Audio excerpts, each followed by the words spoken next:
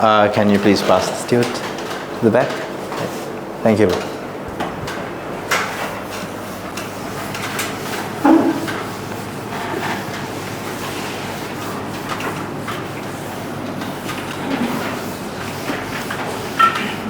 Okay, so now in this part of our class we are going to start organic chemistry. Okay, so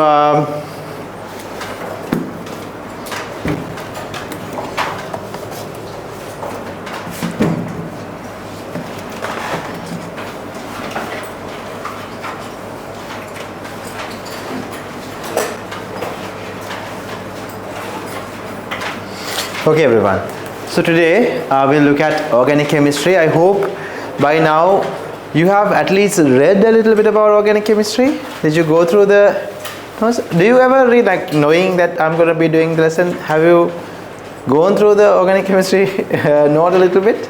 You have the resource book, right? So let's get a small introduction to organic chemistry. Actually, I strongly believe, although you might be somewhat disagreeing with me here in the initial bits, but later on you will agree with me here, organic chemistry and inorganic chemistry is one of the two most important and interesting parts in chemistry. For you all, right now you all are burdened with the, thought of facing exams and passing exams, but in real life applications, most interesting applications are seen through inorganic chemistry as well as organic chemistry, right? Physical chemistry will also apply, but more than that, inorganic and organic chemistry applications are a bit more interesting. So now anything that consists of carbon or carbon based compounds fall into the category of organic compounds. So we are going to be studying organic compounds under this lesson. So what are the substances that contain carbon in it? Now you will immediately, some of you will think about carbon dioxide, right? Carbon monoxide. What else? Carbon disulfide, cyanide ions. Usually students, we learned about these in the past. Carbon dioxide, carbon monoxide, we learned about it in the past under inorganic chemistry. Can you remember? When it comes to naming of inorganic compounds in the unit 3, we learned that carbon monoxide, carbon dioxide are usually categorized under inorganic compounds. So you have to keep that in mind when moving into organic chemistry. Organic chemistry, we say carbon based compounds are basically coming under organic chemistry, except for compounds such as carbon dioxide, carbon monoxide. Even we keep compounds such as carbon disulfide and cyanide ions, carbonate ions, we do not take it into organic chemistry. Usually everything else actually falls within organic chemistry, mainly the carbon hydrogen based compounds. Okay, so under organic chemistry we look at mainly carbon hydrogen based compounds. Apart from that, usually in organic compounds we also find oxygens. We also sometimes find sulfur. Sometimes we find halogens like chlorines, bromines and iodines. So in organic chemistry these elements are also sometimes found connected to the organic compounds. Okay, so what are organic compounds that you currently know of? Now let's take our surroundings for an example.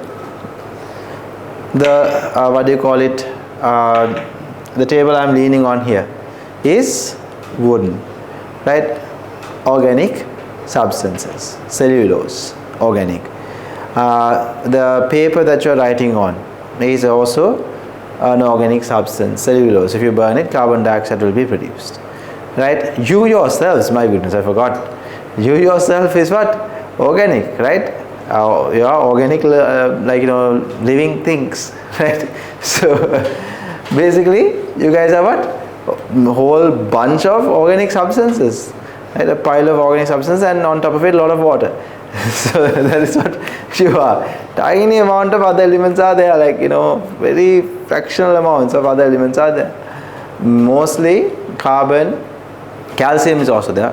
Most of you is calcium, and then we have carbon-based substances. So the clothes you are wearing, cotton is carbon-based, nylon carbon-based. What straps that you have, which is plastic, carbon-based. Specs that you're wearing, carbon-based. Lens you are wearing, carbon-based. Right? So these are all organic. Nobody is wearing a glass lens, or anyone here like wearing specs. Are you wearing glass lens? I don't think in the country we have glass lenses anymore, because if you drop it once, it will shatter. Now we have polymer lenses. Right? These are organic substances. Plastic here in the air conditioner, wires, the outer coating, the PVC pipes, all are organic substances. Some of the things you drink, not you, like adults drink, are organic substances, right? So all of these are organic substances. Perfumes you wear are organic substances. When you cut into a fruit, the smell you get is an ester, which is an organic substance, right? The smell of flowers are organic substances. Oils that you consume when you're consuming food itself is organic. So everything that I can think of right now is an organic substance. Do you understand the versatile versatility of organic substances? There's a huge variety of organic substances around us, right? So therefore, students, this is a very interesting part to learn. Now we'll start with the fact that why we call organic. Why we call these compounds based on carbons and hydrogens and other heteroatoms, why do we call them organic compounds? What does the word organic mean, like in this case?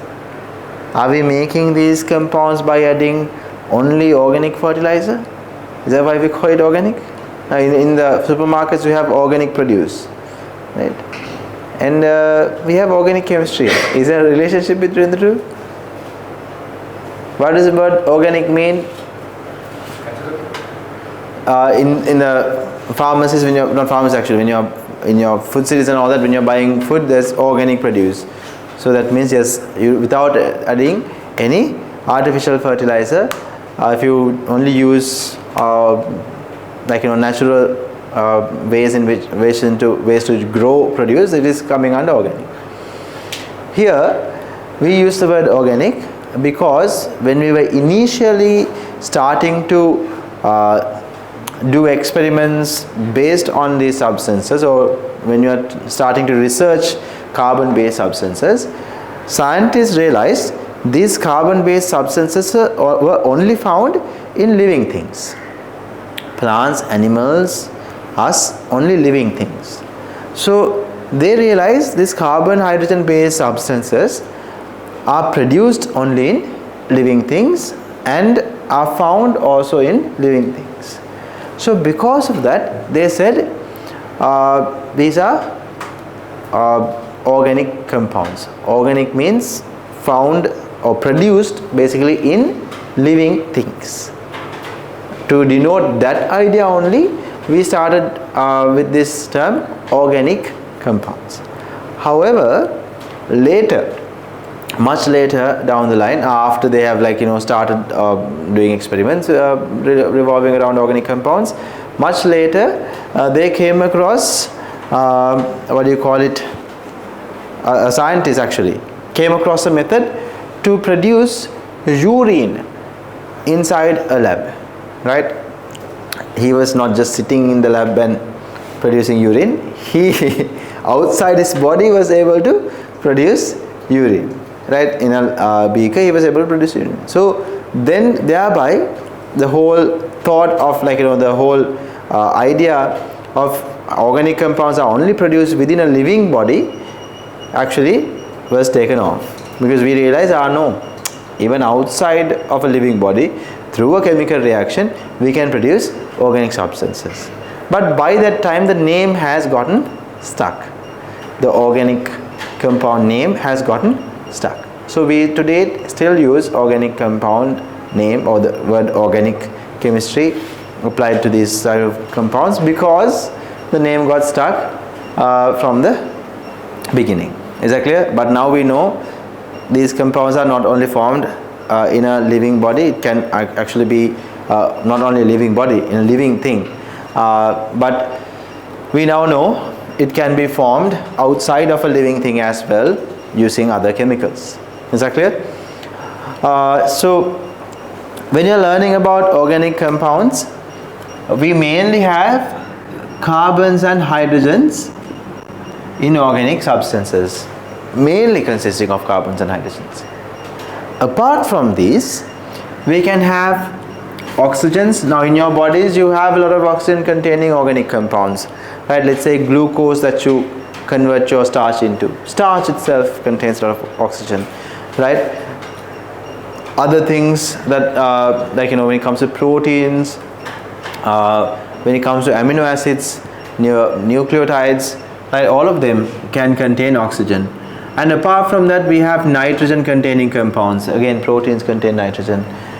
We can have phosphorus containing compounds, and apart from that we have sulfur. So when it comes to organic substances, these kind of things can be there, right? So usually most of the organic compounds that you come across, there's a huge variety. We don't study everything. We study organic compounds that are made of only carbons and hydrogens to begin with. That's the very first lesson. And then later on we study organic compounds that contain oxygens, and then we study organic compounds that contain nitrogen, right? In some of them you can even have phosphorus and sulfur, but we don't really go into detail about those. Okay, so we mainly study compounds, organic compounds that contain oxygen and nitrogen, and only carbon and hydrogen. Okay, so under this we have different types of organic compounds.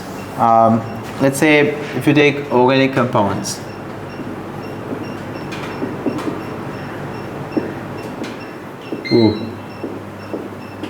right, if you take organic compounds, okay, give me just a second, okay, I will, wait me just a second.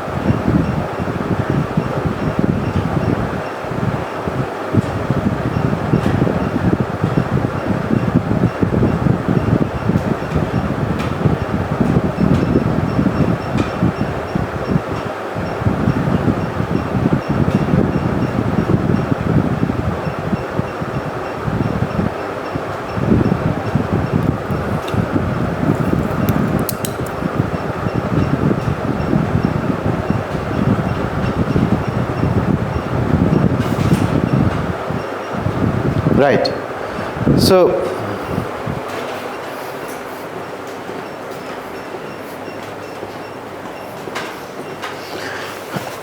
if you take organic compounds, there are many categories, but we are starting with something called hydrocarbons. Hydrocarbons. Right, I don't want to complicate your understanding, but there are so many different categories you can think of. For example, alcohols. We have carboxylic acids. We have aldehydes. We have ketones. Right, so many different ones are there. We will be briefly looking at their structures in a bit, but today we are mainly going to be focusing on hydrocarbons. As the name suggests, hydrocarbons means what? Hydrocarbons. What do you think it means? Compounds that are only consisting of hydrogen and carbons. right? Compounds that are only consisting of hydrogen and carbon. So let me quickly talk about only those. And I want you to take this down. Now students, in the tute this diagram is there, but I want you to take this down as well, because otherwise these examples that I'm giving you are not there in the tute that I'm going to give you. So here, when you take hydrocarbons,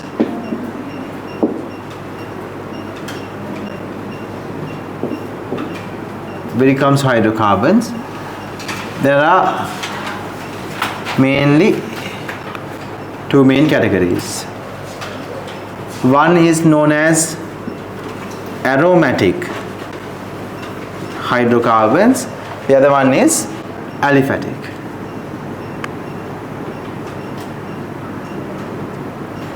Aliphatic hydrocarbons. And aliphatic hydrocarbons, again there are two main categories. So other ones, one is called acyclic hydrocarbons, other one is called cyclic hydrocarbons. So after each of these names you should write hydrocarbons. If you want to complete the diagram, you can write aromatic hydrocarbons,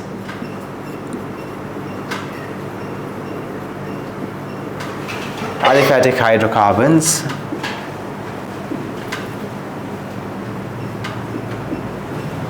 acyclic hydrocarbons,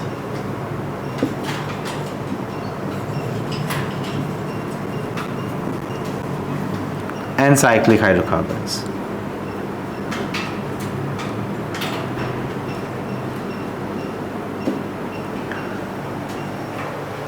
Now, these aromatic hydrocarbons, you study them much later in this under organic chemistry part, after we are done with the first lesson. So it appears this way. Aromatic hydrocarbons, it looks like this. If you want, as an example, you can write this down. So the actual structural formula looks like this. I want you to copy this down. So when you are starting to copy it, leave enough space and then copy it. Otherwise, now if you don't leave space here, you would not be able to copy it. So these two are the same thing. That's what I wanted you to see here. This is called a structural formula, this is called a skeletal formula. Don't worry about it now. Just in about 10 minutes I will be teaching you what structural formulas and skeletal formulas are. And then we have something called cyclic and acyclic hydrocarbons. Now when it comes to acyclic hydrocarbons, we also call them open chain hydrocarbons. There are three main categories. One is called alkanes, the other one is called alkenes, the last one is called alkynes. Alkanes, alkenes and alkynes.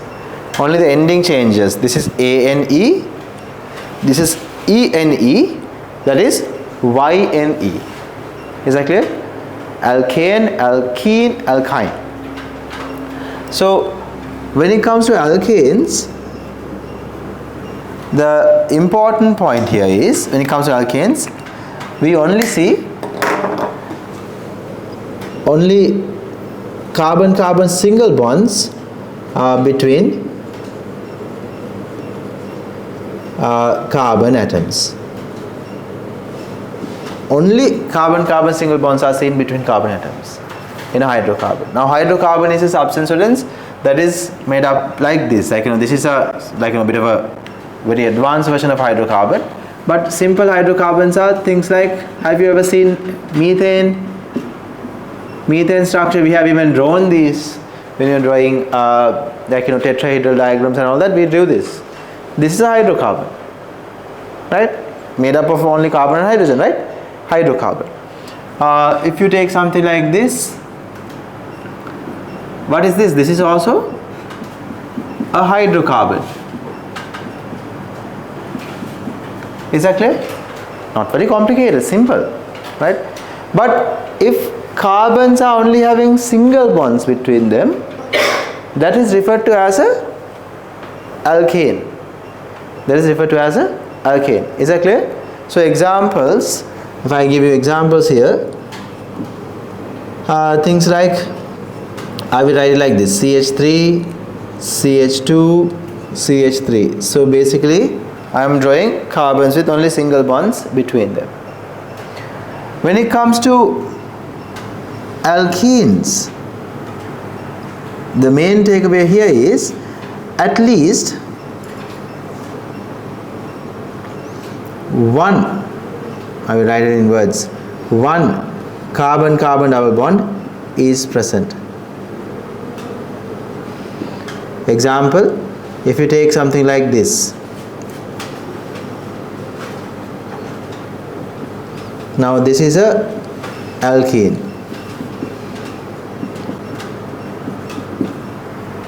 Is that clear? At least one carbon-carbon double bond is present in this molecule. Rest of the carbon-carbon bonds can be single bonds, no problem. But at least one is a carbon-carbon double bond. Is it understood?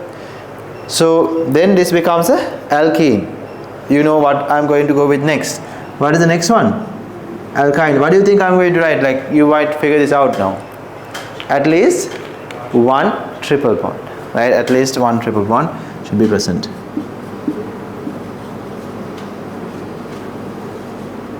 Carbon-carbon triple bond is present. So basically we have hydrogen,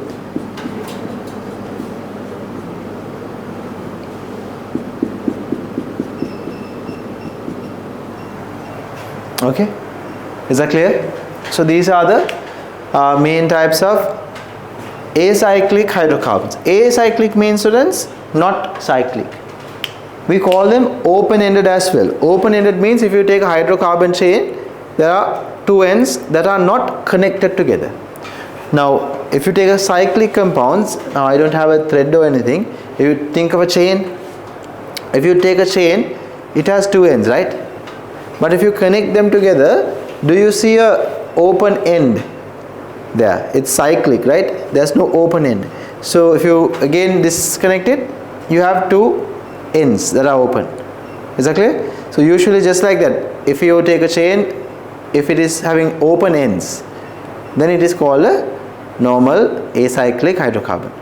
If you have a closed ring structure anywhere, right? If you have a closed ring structure anywhere in the molecule, it is falling into the category of cyclic hydrocarbon. Is that clear? So cyclic hydrocarbons example would be something like this. These are examples. CH2, CH2, CH2. This is an example. Now note the difference between that and this. Right? This is having, each carbon has only one hydrogen. There each carbon has two hydrogens. Right? So that is called a cyclic hydrocarbon. In this case we call it aromatic compounds or aromatic hydrocarbon. That's a different level, right? That's a different category, right? Hydrocarbons are here, aromatic is here, right? Those guys are a bit more advanced, right? So it's like what, I don't have a good example to tell you. It's like, these are like O-level students, that is like a A-level student, right? I would say that you guys are the same thing, like you were O-level students some time ago, right? Some O-level students can turn into this, but these are way more advanced. When you're doing O-levels, you were thinking, I am handling 9 subjects, 3 subjects I'm going to ace it, right? So how are you acing it now? Right? Is it good? Just like that, that is a bit of a different, tad bit more advanced compound. So we are actually going to look into this a lot. Most of the chemical reactions we are going to be learning about in the later stages are from this. This is called benzene. This is called cyclohexene. right? So cyclic compounds are usually named with the term cyclo in front. This is called cyclohexene. That is called benzene. Okay, so completely two different things. Anyone who has come to the benzene level in organic chemistry? You all have come? Right, okay, very good. So, is that clear now? Right, so can you take this down fast?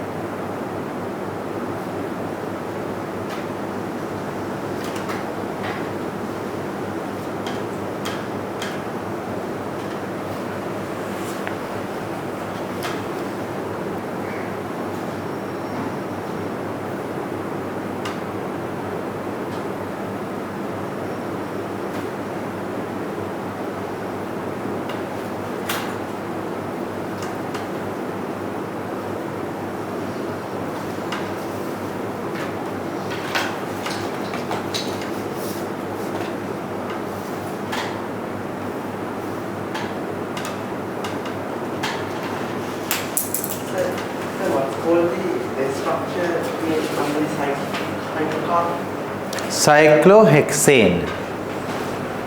Cyclo, CYCLO, without any spaces write this. If you want to write it, CYCLO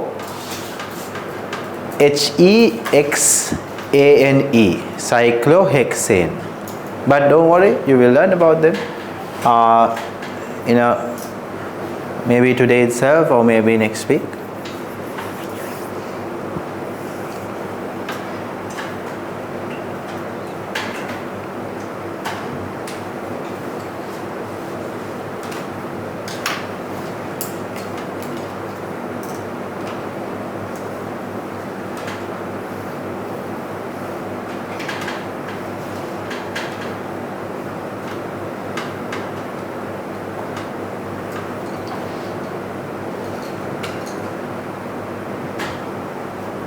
Okay, I need you all to improve on speed actually. Some of you are good with speed, others still need work.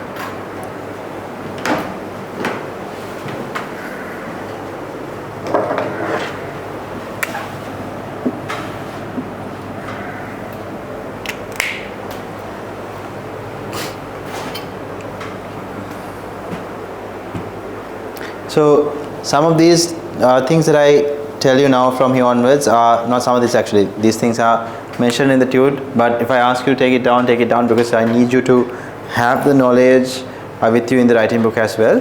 So now when it comes to carbon based compounds, there's a huge variety of them, right?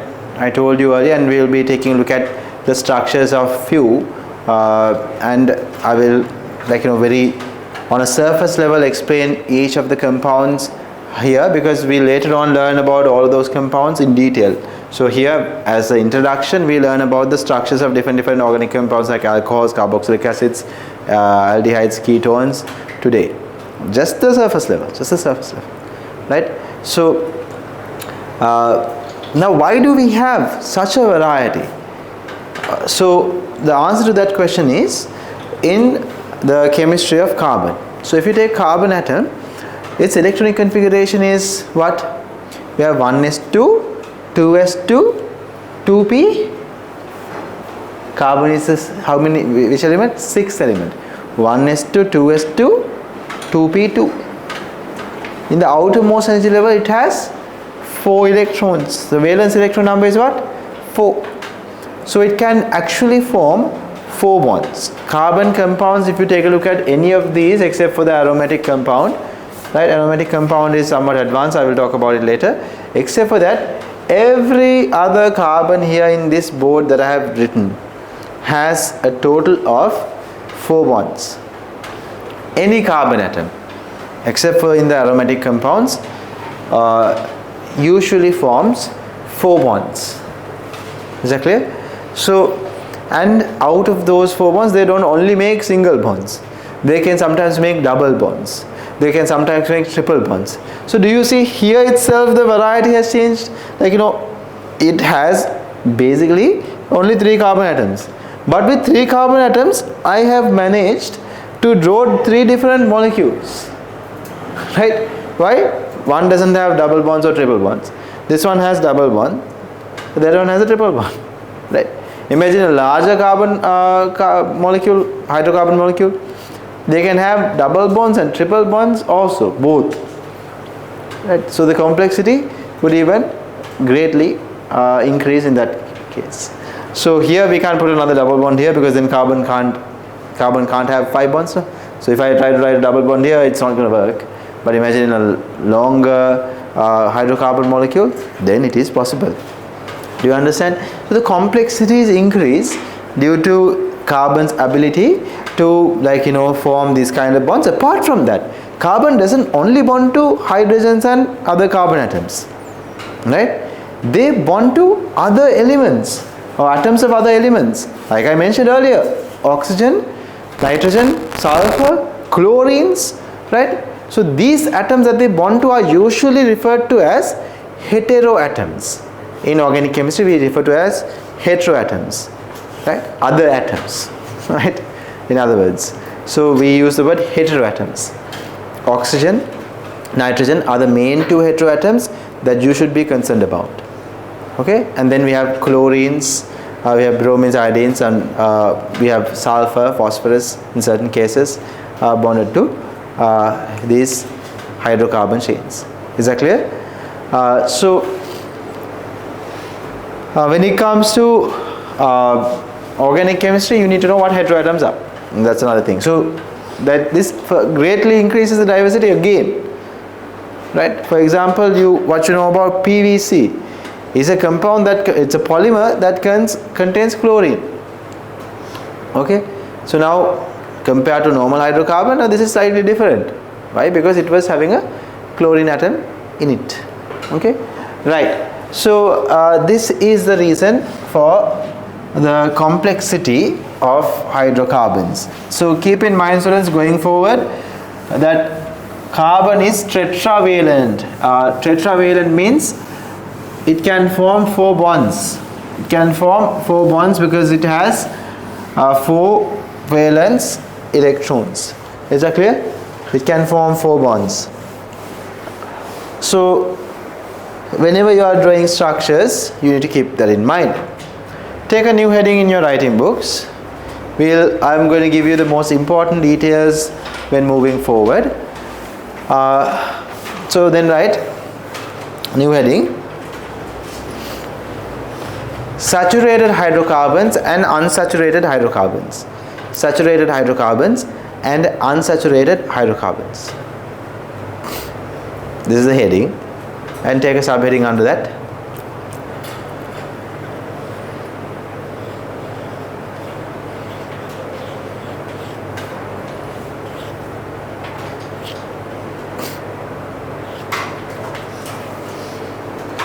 Take a subheading under that.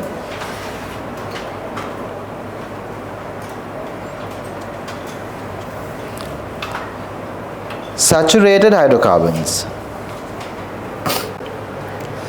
Saturated hydrocarbons. So I will give you the definition that in our syllabus we mainly use, right? And then I'll explain this further. Write down: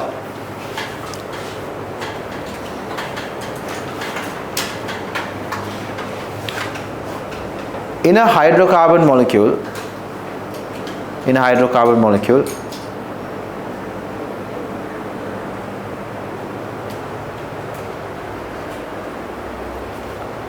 if only single bonds are observed,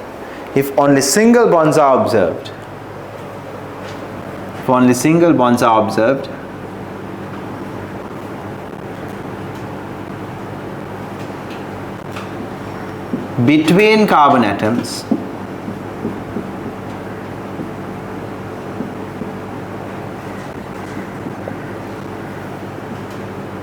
it is referred to as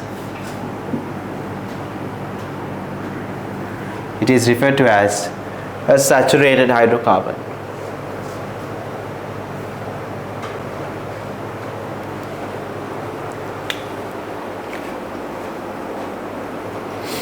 So that is the definition that we use.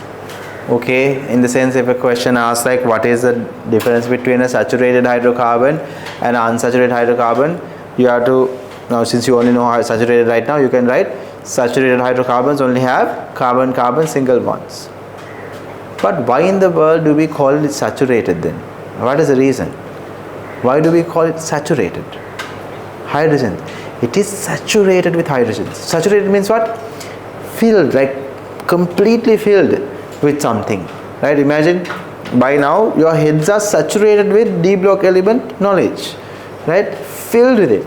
Now we are moving on to organic, right? So now organic knowledge is not saturated yet, like you are just filling it up, maybe not even like enough to cover the bottom of the tank, right? But like SPD knowledge saturated with it, right? Nobody is an expert than you by now, right? So when it comes to carbons here, I told you each carbon should have 4 bonds. And do you see each carbon? Obviously, to stay connected to other carbons, it should have a carbon-carbon bond. No, it's a must, right? So apart from that, all the other bonds are dedicated to what? Hold or bond with hydrogens. So each carbon is holding on to the maximum number of hydrogens it can hold. Is that clear? So therefore, this is called a saturated hydrocarbon. One thing to keep in mind is these corner carbons, we can call them terminal carbons. Terminal carbons always hold 3, right? Because each carbon has 4 bonds, but in the middle ones, 2 bonds out of the 4 is dedicated to bond to other carbons. So therefore, the middle carbons only can hold 2 hydrogens, but the terminal carbons usually hold 3 hydrogens. That's the nature of it. Always keep that in mind. Okay, so this molecule has carbons that are bonded to each carbon is bonded to the maximum amount of hydrogen it can possibly bond, right? Now in contrast, if I draw a molecule like this,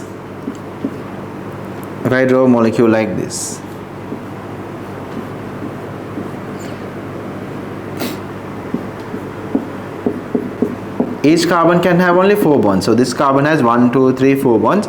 This carbon already has 1, 2, 3. So how many bonds can it have? 4. I need to have only 1 more bond. Again, this carbon 1, 2, 3, 1 more bond. This carbon has only 1. So 1, 2, 3. Those are all hydrogens. Same number of carbon atoms here. Is it holding on to the maximum number of hydrogens that carbon atoms can hold in a molecule like this? Why not? Because it is having a double bond. So when a double bond is present, students, we can see two hydrogens are now no longer held in this particular molecule. Two hydrogens are the cost of forming a double bond. When forming a double bond, two hydrogens should be removed. Is that clear? So therefore, students, this one is not saturated with hydrogen. We call this unsaturated hydrocarbons.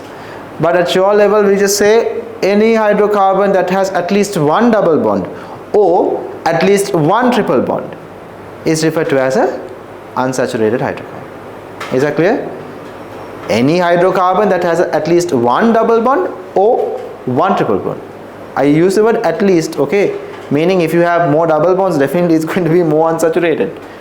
Right? So that is the definition. But under our saturated hydrocarbon part, please write. Then after that I'll give you the definition of unsaturated one. Under the saturated hydrocarbon one, please write. In saturated hydrocarbons,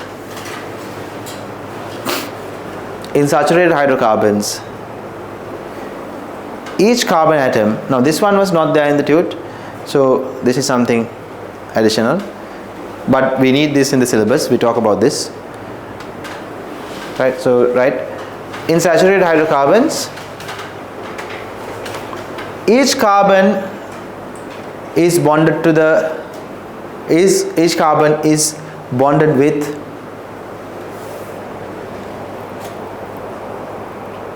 the maximum number of hydrogens they can hold.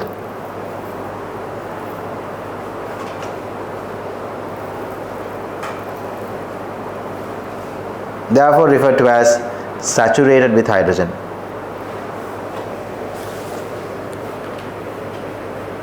Therefore referred to as saturated with hydrogen.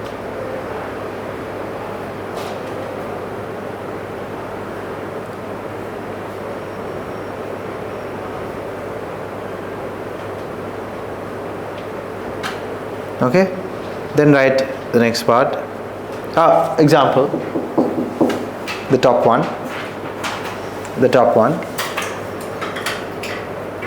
We'll slowly get used to the names also, okay? I will explain the names later, but whenever you see a molecule, I will give you a name. So this is called butane. B-U-T-A-N-E.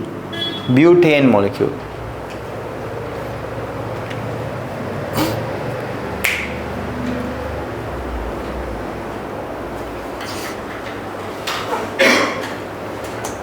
The top one only.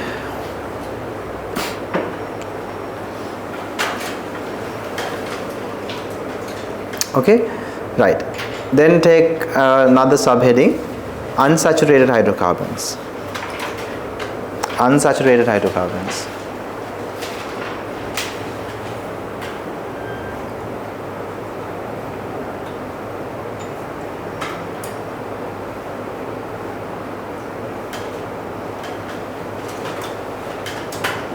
Write down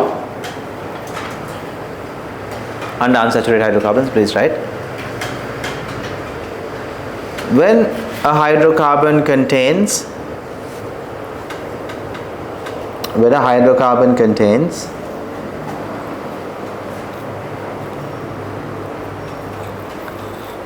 at least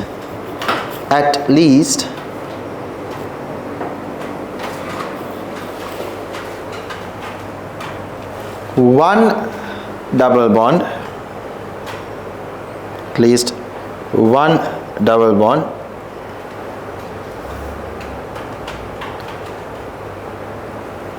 or one triple bond between carbon atoms,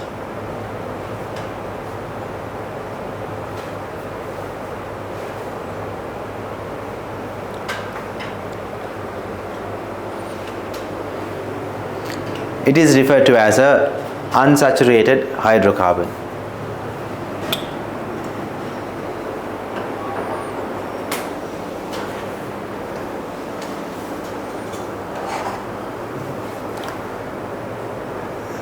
as a star point, right? As a star point, right?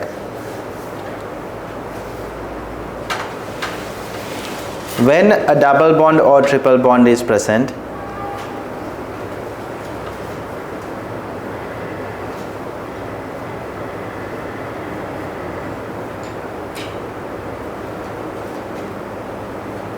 the number of hydrogens that can be bonded to, the number of hydrogens that can be bonded to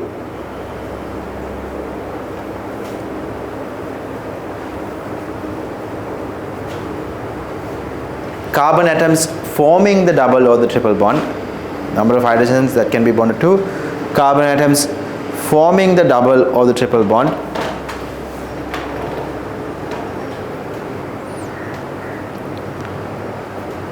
decreases.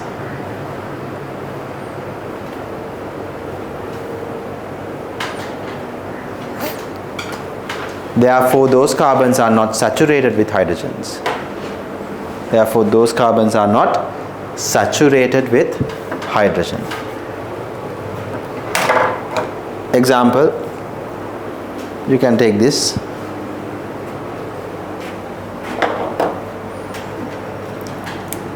This one has, we can write the name of this particular compound in two ways.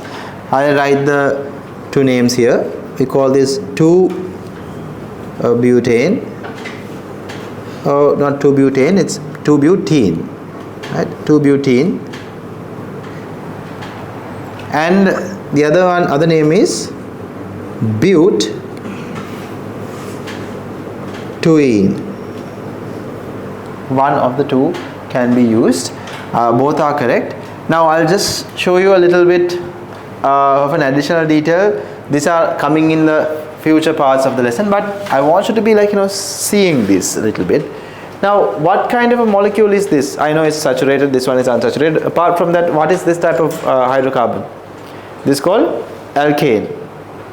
Only carbon-carbon single bond. If there's at least carbon-carbon one double bond, what is it called? Alkene. Now, alkane name ends with what? A-N-E. Alkane, if you write alkane, A-L-K-A-N-E, right? So, similarly, the names of alkanes usually end with A-N-E. The names of alkenes end with E-N-E. Is that clear? Names with alkenes end with E-N-E, alkanes end with E-N-E, A-N-E. What about alkynes? Ends with Y-N-E. Simple, right? So, is that clear? Take this down.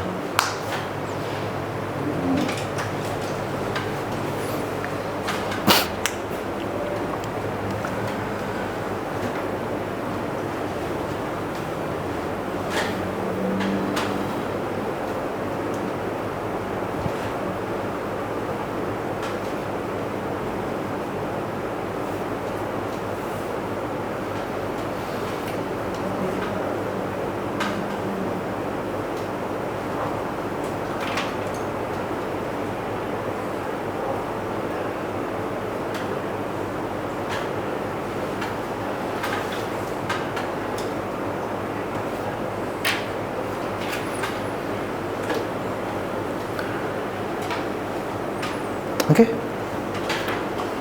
right. I believe before we move any further, we need to have the groundwork done right? So before we move on to more advanced details about different types of molecules that are coming under organic compounds, I want to talk about the basics. Usually our syllabus comes to these parts a bit later, but the basics are, I believe, should be taught now. Now this is one set of basics that I think you should know, because when you're going forward we refer to hydrocarbons that are saturated and unsaturated a lot. So therefore you know now what saturated is, you know now what is unsaturated, right? So we know alkanes are saturated, alkenes and alkynes are unsaturated, right? So now we now move on to something called different types of formula. Okay, take a new heading, formula.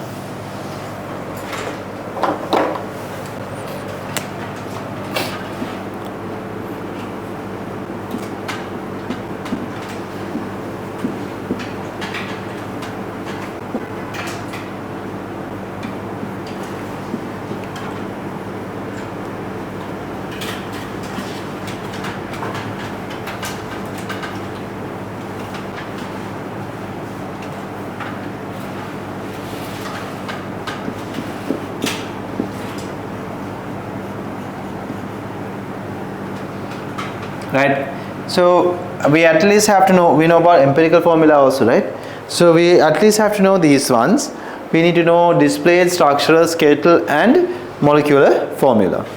So displayed formula is something like this. For example, if I draw something this way, I'll draw a bit of a longer molecule so that I can be very clear about these different types of formulas. So this is called pentane. Now pentane has 5 carbon atoms in it. Pentane has 5 carbon atoms in it. We have 1, 2, 3, 4, 5. 5 carbon atoms are there. This is pentane. And then the structural formula of pentane looks like this. So what we do is, now you can see I have written the correct formula with each carbon having 4 bonds. Now under structural formula, what we do is we combine the hydrogens connected to each carbon and write CH3, and then this one has only 2 hydrogens, so therefore 2 CH2, and then again CH2, and then again CH2, and finally a last one CH3. Do you see the corner carbons have 3 hydrogens in them? Is that clear? So this is the structural formula. Sometimes you will write it like this as well, like CH3, CH2, CH2, CH2, CH3. This is also fine without showing the carbon-carbon bonds. Also sometimes you will write, right? So those are all falling under the category of structural formula. The interesting one is skeletal formula. So skeletal formula is the one that you need to be very thorough with. For example, if you take skeletal formula, we don't show carbon atoms or hydrogen atoms as chemical symbols. No chemical symbols of carbon or hydrogen atoms will be written under skeletal formula. Instead, we use lines. Now over here, take a look at this bond. Imagine you draw the bond here. Imagine you draw the bond here. I'm going to draw it at a bit of an angle. I'll explain that to you in a second why I do that. So imagine this is the bond. At the end of each bond, what do you have? Imagine this is the bond that I've drawn in. At the end of each bond, what do you have? Carbon atoms, right? Then to the carbons, hydrogens are bonded, right? So what we show here is only this line. This line represents, in this corner there is a carbon atom, in this corner there is a carbon atom. That's all that matters. And you all are now adults, you can figure out based on the carbon atom, it should have a certain other number of bonds, and those other bonds are connected to hydrogen atoms. Is that clear? So we don't need to show the hydrogen atoms. Skeleton means what? Only the bare bones, like the bare minimum requirement is going to be shown here. Is that clear? So we only show the bonds. Basically, I can't say we only show the bonds. We say we draw a line, and at the end of each line we represent a carbon atom. We don't draw it. We say here there's a carbon atom, here there's a carbon atom. That's it. So then again, there's another bond. Now imagine I kept on drawing in the same direction. Can I distinguish bonds? No. So I go in a zigzag manner. So here carbon, here another carbon. And again, here carbon, here another carbon. So lastly, like so, we're done. So basically, the carbon that is here is represented by this starting point. Carbon that is here is represented by this bend. Carbon here is represented by this one. And again, this carbon represented by this bend. This carbon is represented by this corner. Is that clear? So that is the skeletal structure of this is called pentane, the pentane molecule. Is it understood? We never show any hydrogens. Now imagine you know a carbon that is present here, right? So if you know a carbon is present here, it is connected to one other carbon here. No? Because of that, students, you have to understand this carbon only has one other bond. The rest of the bonds are connected to hydrogens. So how many hydrogens are present in this carbon? 3. If you take this carbon over here, it is bonded to this carbon as well as another carbon here. So how many bonds are present connected to carbons? 2. So this carbon is bonded to 2 other carbons. So 2 bonds already gone. It has to have 2 more bonds. So other 2 bonds are connected to what? hydrogens. Is that clear? The ones that we don't show are connected to hydrogens. Is that understood? Right. Can you remember the cyclohexane molecule that I drew earlier? So we can draw the cyclohexane molecule's skeletal structure like this. This is the cyclohexane molecule's skeletal structure. Right? Each carbon is bonded to two other carbons. And then this carbon has only what? Two more bonds, right? It is connected to hydrogen. So if you go back, you will see I have written CH2, CH2, CH2 connected to everything. So that's why I call it cyclohexane. Okay? Do you understand? So benzene is a different story. We will not touch that. Right? So is that clear? Right. So you can take these down. If you want to show the connections, you can. When you are writing answers, don't show connections like this. I am trying to show connections to you. At your exam, don't do this.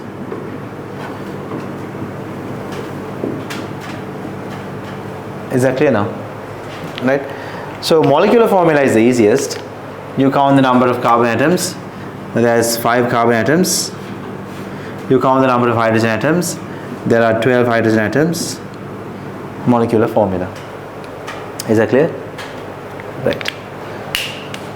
So yeah, under formula, please take this down, and I will explain this further, why we take this zigzag shape and all that. Okay.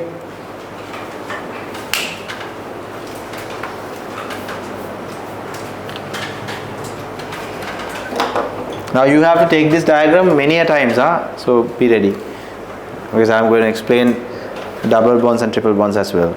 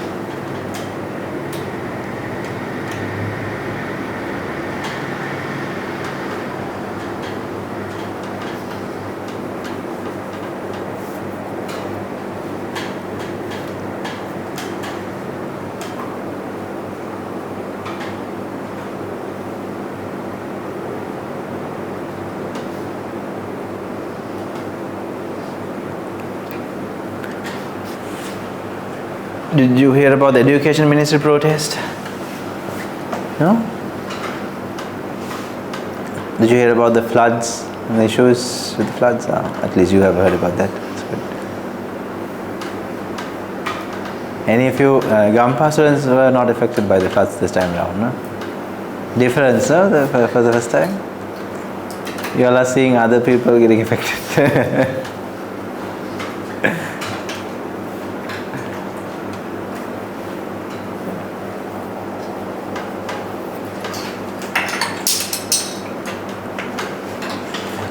Right. Are we done?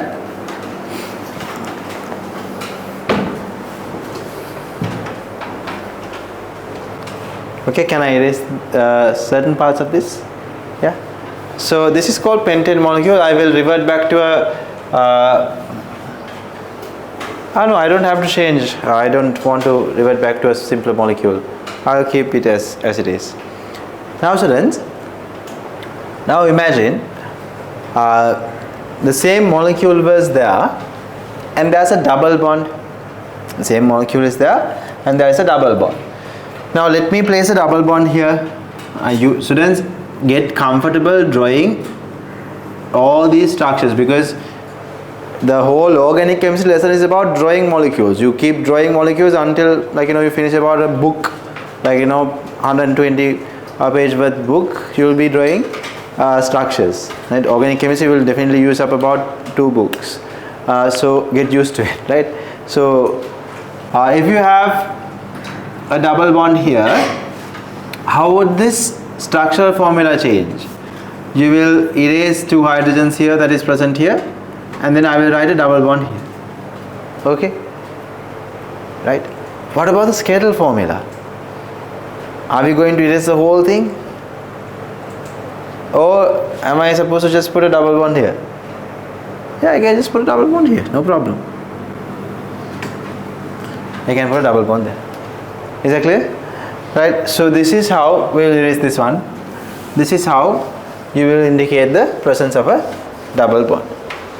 Now you need to understand a little bit as to why we use this zigzag line. Yes, there is a reason, like for example, if you drew the entire molecule as a straight line, you can't figure out how many carbon atoms are here. No? You say 1 carbon atom here, 2 carbon atoms here, that's only 2. And that's not the case, right? So you will not use a straight line. So that's why some students think that we use zigzag because of that, which is also correct, true. But apart from that, can we think of any other reason? Now each of these carbons have how many repulsive units? How many units that they can repel? How many electron pairs around them? 4 electron pairs. All are bond electron pairs, no lone pairs. According to VSEPR theory, what is the shape around each of these carbon atoms? Tetrahedral. In this case, this is tetrahedral. Is this tetrahedral? No. Right, we'll keep that double bonds aside for the time being. But normal single bond carbon atoms, tetrahedral. So if I drew 2 carbon atoms with the single bonds present in it, I can take 1 hydrogen coming towards me like this, right? I can take 1 hydrogen coming towards me like this, and I can say there's 1 hydrogen, going up like this, and another, the carbon bond I can show it like this, and another hydrogen. This is the last terminal carbon, right? So this is the corner carbon. Now this carbon is also tetrahedral. That means there are I would say 2 bonds on the line. Sorry, there are 2 bonds in the same line. So there's one on the same plane, there's another on the same plane, and there can be hydrogens that is coming towards you and another hydrogen that is going away from you. So this carbon is connected to another carbon like this. That carbon is also tetrahedral. Imagine we are talking about an alkane. So then what happens? There will be a hydrogen that is coming towards you. There will be a hydrogen that is going away from you. And this carbon is connected to another carbon. Do you see this zigzag line? Right? We can take all the carbons to the same plane. And the hydrogens are present, to the sides of the plane. Is that clear? On the top part of the plane and on the bottom part of the plane.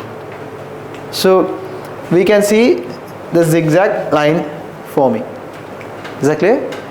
So even when there is a double bond, now imagine this was a double bond, then what happens? Still we don't have a problem, the shape will retain. Still there is no problem. Why? Because having a double bond gives the carbon atoms a bit of a trigonal. Still this, the angle is slightly different here. Earlier the corner angles were about 109.5. Now this angle is 120. But still, it preserves the zigzag shape. So you are drawing off the skeletal structure like this is correct, right? It's okay. Is that understood? So when it comes to double bond, this is how you would indicate. No changes. You just write it like that. The formula would slightly change. Molecular formula would slightly change, like this. Okay. So copy this down fast. You can actually quickly copy this down. No need to draw lines or anything in this case. Quickly do that. Write down molecule with a double bond, and then quickly take this down. I just want you to see the skeletal formula, that's it. So quickly take this down.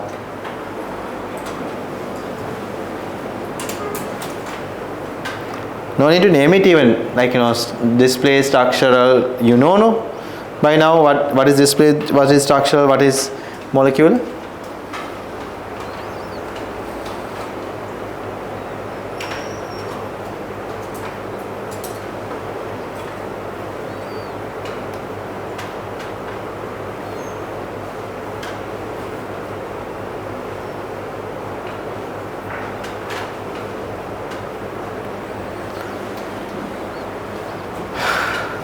I think I have written additional L, students.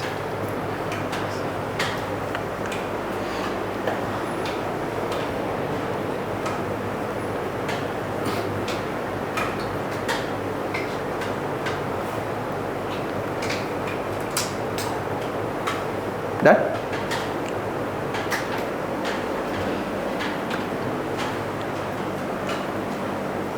Now what do you think I will ask you to draw next? So you know what I'm going to ask next, right? Get started on it if you're done.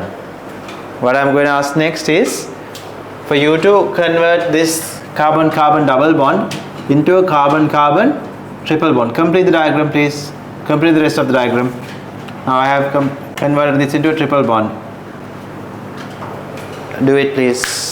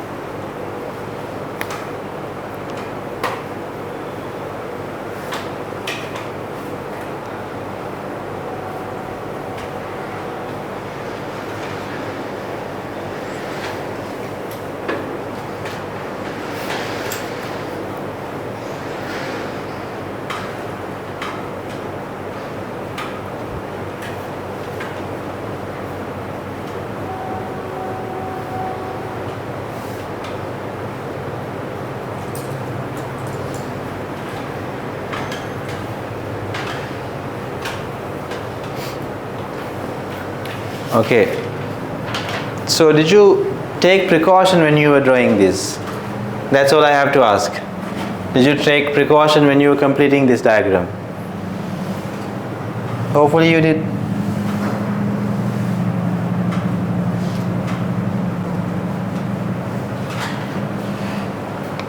Right?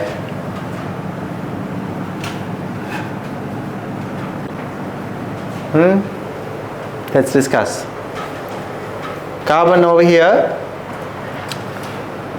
and this is like that, no problem. I will draw the structure for you a little bit so that you understand what's going on here. Okay, I will draw it in this area. So we have carbon with a like, you know, basic what do you call it, tetrahedral geometry. Okay, and then what about this carbon? What will be its geometry, right? Or what will be the shape around this carbon? Linear. Why? This is sp hybridized and it is linear, so there are only two repulsion units. So therefore around that carbon the bond angle is 180, a linear carbon. So that means this bond angle should be, bear with me a second, this bond angle should be 180. Okay,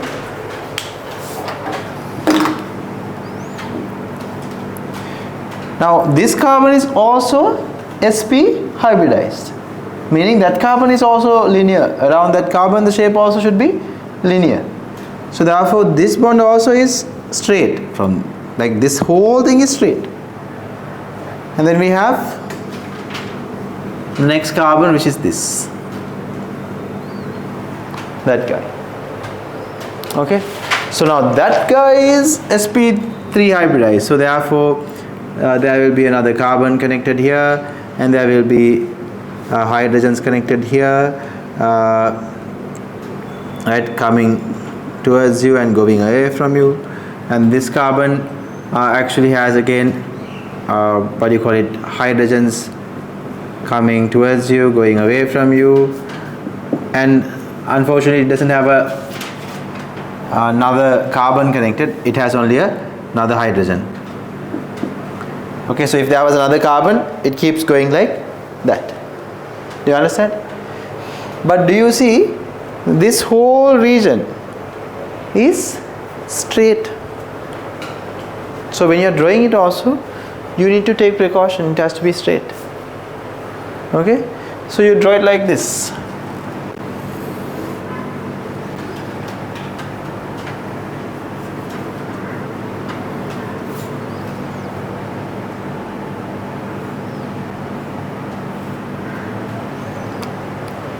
Right, so now let's figure out how many carbons are present here. There's a carbon here, no? For sure? Right. And what do you see this as? This is a triple bond, right? So triple bond should be present between two carbons, meaning here there's a carbon, here there's a carbon. First carbon, second carbon, third carbon. There's a bend here, fourth carbon, there's a corner here, fifth carbon. Is that clear? So that's why I gave you the shapes earlier, and I thought you will think about it. So this is the 3D diagram. If you think the 3D diagram helps, you can take it down. You can take it down, right? But that is not a must to draw 3D diagrams. I just wanted you to have an idea. So keep in mind, across these carbons with triple bonds, the shape is linear. So when you are drawing a triple bond, be careful. It is going to be having a linear shape. Bear with me. Another simple example is this. If I give you something like this, CH3, C double triple bonded carbon and something like this. This is called propyne. So some students draw it like this, which is actually not necessarily correct. Sometimes we give marks for that as well, but the actual shape is, the actual what do you call it, skeletal structure is that. Is that clear? Do you understand? Hydrogens we don't show, no? So don't worry about writing hydrogens. Yes, this one, you have a question. Sir, what's the name of this compound? This one, 1, 2, 3, 4, 5. This is called 2-propyne or prop-2-pine. So prop-2-ine, not pine, prop-2-ine or 2-propyne. This is called 2-propyne, Propyne.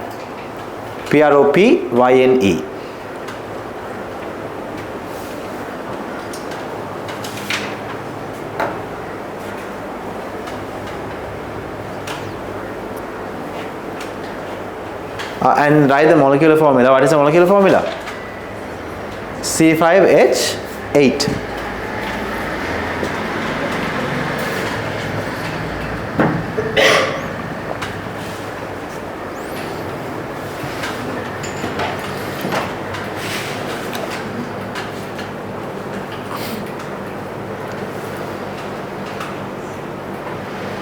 It's clear now? Everything is clear? This is okay? Right, brilliant. So this is how the skeletal formulas work. Skeletal is not a big part in our lessons. Like, skeletal is like a basic level understanding that we require. Okay, so don't think that this is like a major thing. No, this is like the ABCs. Still in about D. So you will learn about forming sentences, writing essays later. So still we are in the alphabet level. Okay, so is it clear? Right. Can I move on from this? Right. Then write, I want to just give you a definition. Then write something as new subheading, new subheading, functional groups. Functional groups.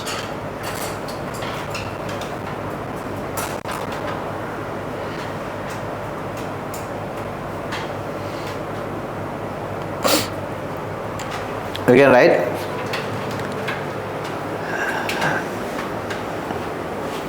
a functional group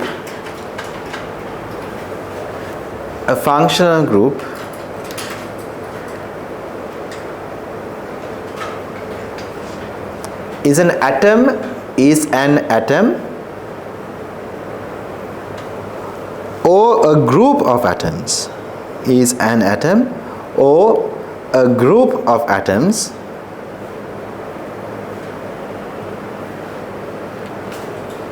that gives a molecule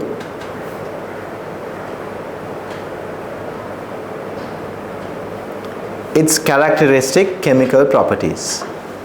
Its characteristic chemical properties.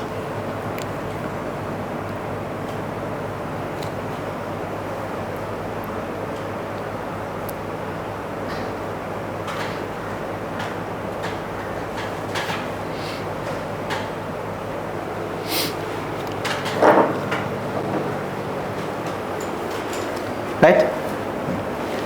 So I will give you some examples, but we'll write them down. Right? For example, I will give you. Take a look at this. So when you talk about functional groups, we usually can talk about things like this. Imagine you have this is called an ethane molecule. So if you take an ethane molecule, and I draw the displayed formula here.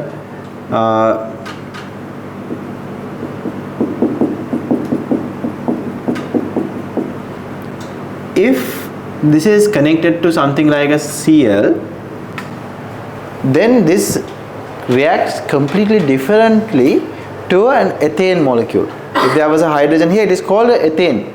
If there's a chlorine here, we call it chloroethane. Is that clear? So the properties of ethane is different to chloroethane. Do you understand? Now for example, another example that I can give is, this is different to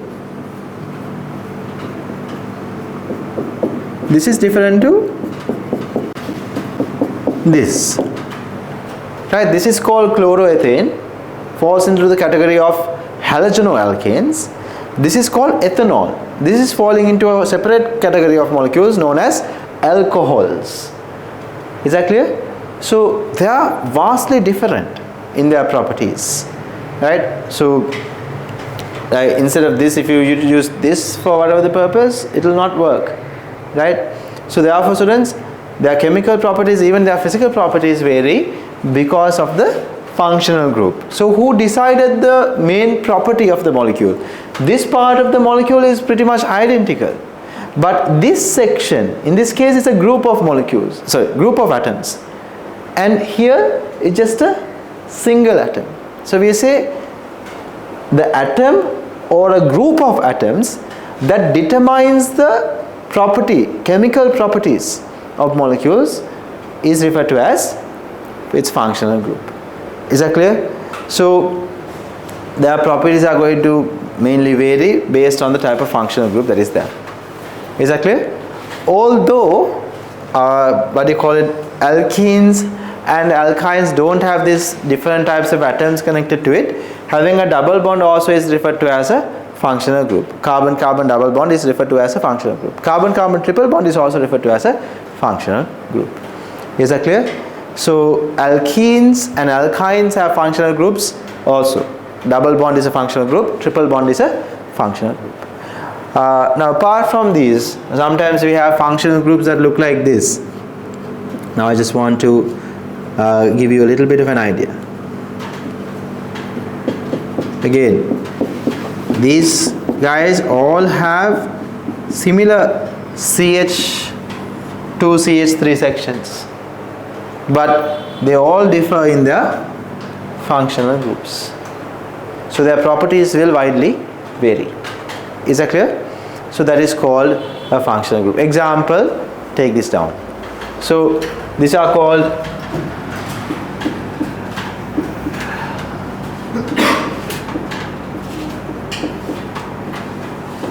this is not the name of the molecule, this is the type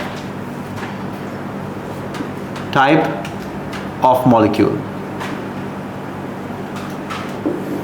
Halogenalkane, we have alcohol, we have aldehyde. Right, take this down, students, just to give you an idea about what a functional group is. So when the functional group changes, its properties, physical properties, chemical properties, both changes.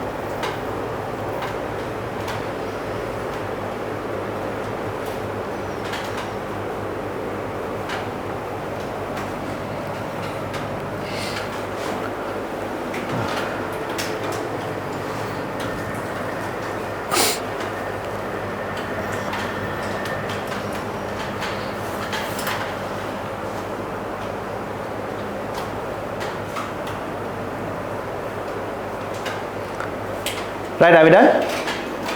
Write down a new subheading, homologous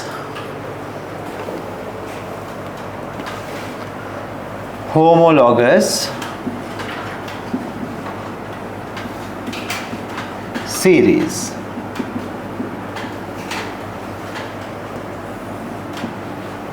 Homologous series. Right?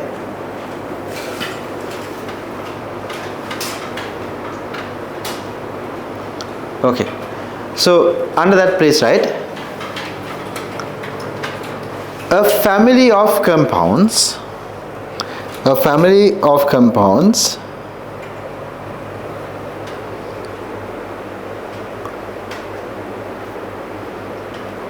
With the same functional group.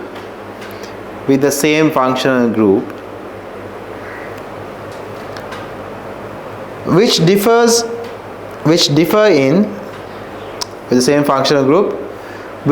in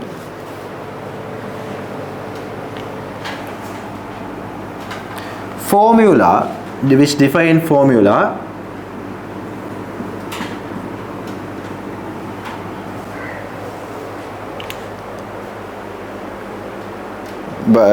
formula by CH2 from the next member, when you're writing CH2, you can write like this, by CH2 from the next member is referred to as a homologous series.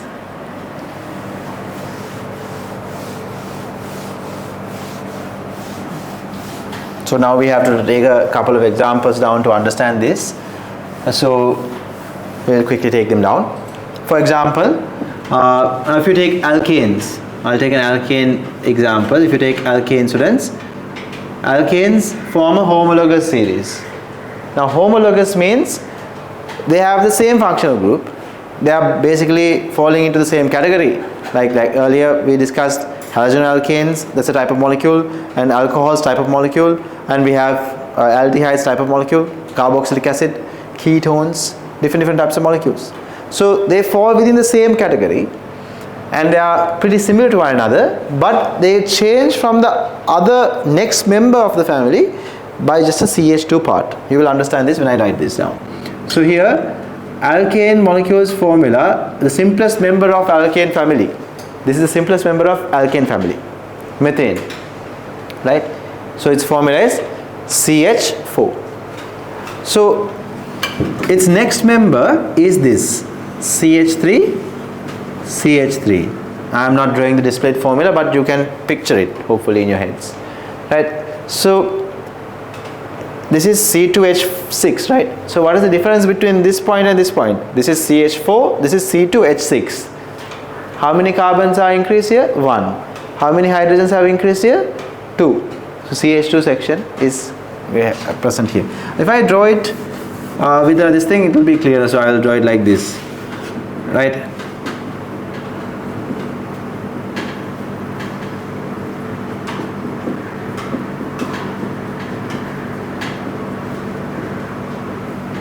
Now picture it this way. You take this hydrogen here and you put a CH2 part in the middle. You take this hydrogen here, put a CH2 part in the middle. So again, if you take the next member,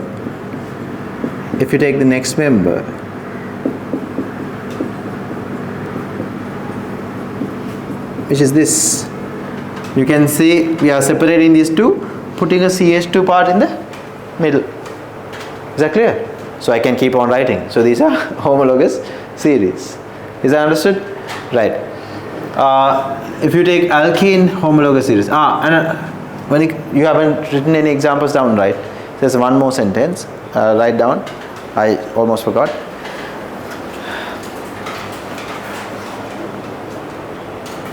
A homologous series will have the same general formula. Homologous series will have the same general formula.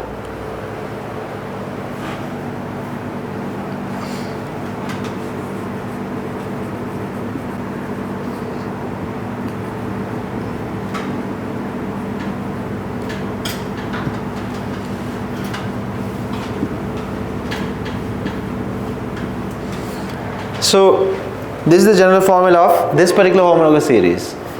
CnH2n plus 2, right? Meaning, students, if you have a specific number of carbons, the hydrogen number we don't have to count, we can just calculate.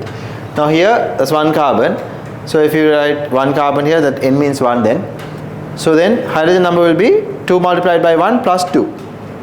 2 multiplied by 1 is 2 itself, 2 plus 2 is 4. So the formula is CH4. Here there are 2 carbons. So then N is 2, C2, and then hydrogen number will be 2N, which is 4, 4 plus 2 is 6. So the formula is C2H6. Is that clear? So this one, what is the formula? There are 3 carbons. So then it will be C3, so N is 3, hydrogen is 2N plus 2, no? 2N is 6, 6 plus 2 is 8. So the formula is C3H8. You can see 1, 2, 3 carbons, 3 hydrogens here, 3 hydrogens here, 6, 7, 8. Is that clear? So that is how the number of hydrogens are obtained here. So they adhere to the homologous series, usually adhere to the same general formula. Homologous series usually have the same general formula. Okay? So if I give you an alkene series, now alkenes, we have to be careful. First of all, I'll show you this. This is the smallest member of the alkene family. Why do I say this is the smallest member?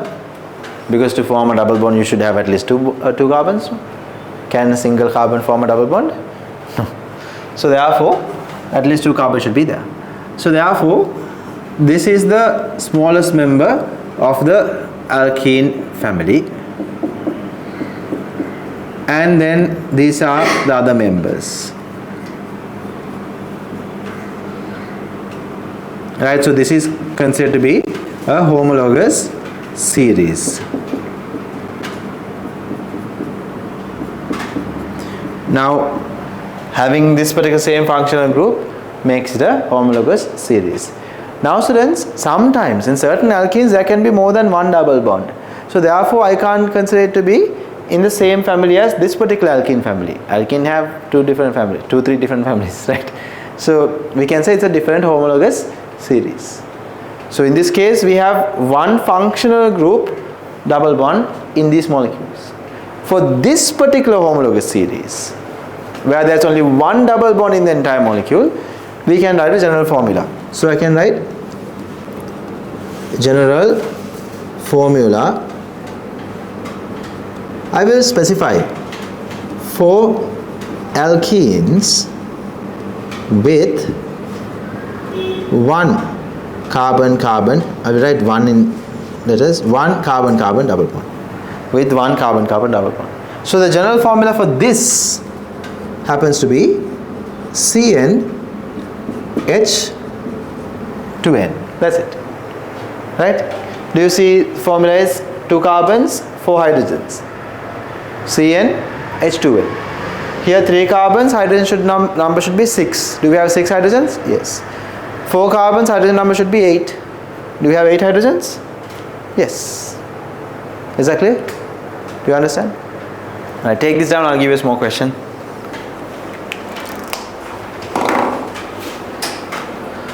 Take this down.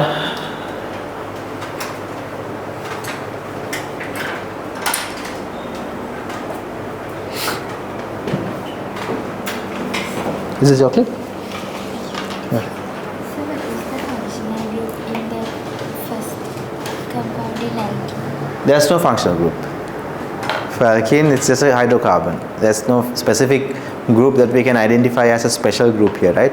So therefore, it doesn't have a functional group. It's just a normal, what do you call it, homologous series. Not having one will also make it a homologous series. Is that clear? This says that the homologous Yes, is but the- usually, yes, this is the exception. Okay?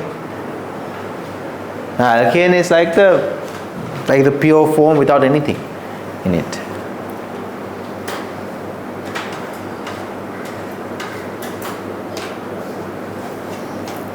We give you a separate note actually on that, saying although alkanes don't have a functional group, it is considered to be a homologous series. I didn't give you that part.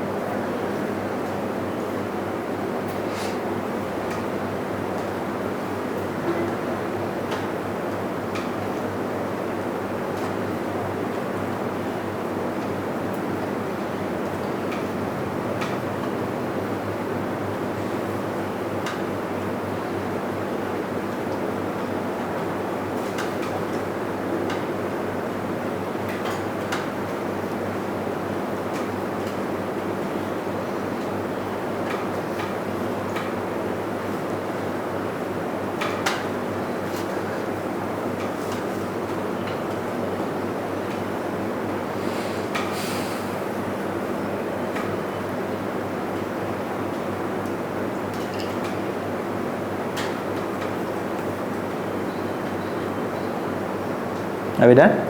Shall I give you a small question?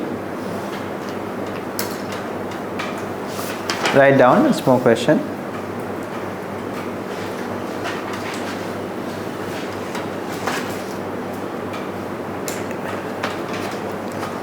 Draw the first three members. Draw the first three members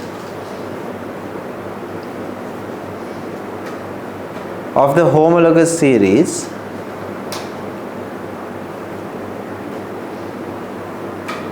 of alcohols.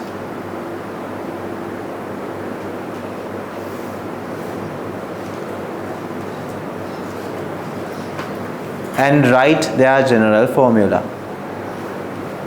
And write their general formula. You should be able to do this on your own. Alcohols have a functional group what? I have highlighted earlier. OH.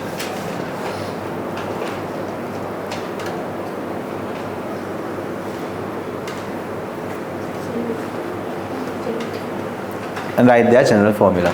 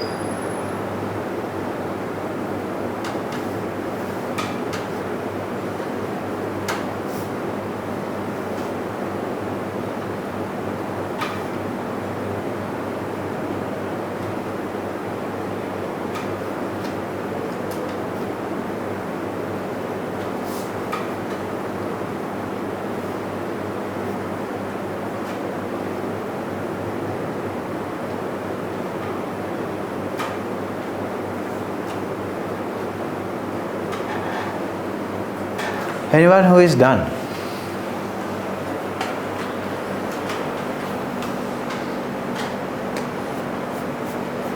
Okay, formula is you just wrote OH together. Okay, right.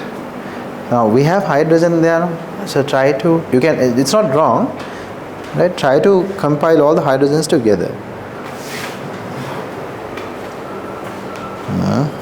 Okay, you have also kept OH aside, that's fine. It's not wrong, I can't say it's wrong, but it's better to keep the hydrogens together. Good. So write both actually, write both. One showing the functional group, one without showing the functional group in the general formula. Because both are correct. Both are correct. Because at the exam, sometimes they can give you formula in one form or the other. So we will make sure we are prepared for both. So the answers that I checked were correct. So we have first one, I will modify this. I'll modify this. It's easier that way. Alcohol. So then this is going to be an OH. Here also it's going to be an OH. The first three members are these. This is also an OH. Now, here the formula will be, if you count, you can see the number of hydrogens is still agreeing to this particular formula, CnH2n plus 2. And the only additional element is O. We are asked for the molecular formula. No, general formula gives you the molecular formula. Do you understand? General formula gives you the molecular formula. In the molecular formula, we normally don't write OH just separately. We do, in the future you see that we do, but that is when it comes to writing more of a structural formula. C2H5OH, or sometimes we write it like this CH3CH2OH, right? So we sometimes write the molecular formula like this as well, C2H5OH. Okay? So because of that, that's why I said writing it this way or the other way is okay, but you need to know what you are doing. Especially if a question gives you this or this, you need to understand both of these are actually applicable to alcohol's homologous series. Is that clear? If they are specifically asking for the general formula for the molecular formula, it should be this. Okay? Right. So now we move on from there. So the homologous series part is clear.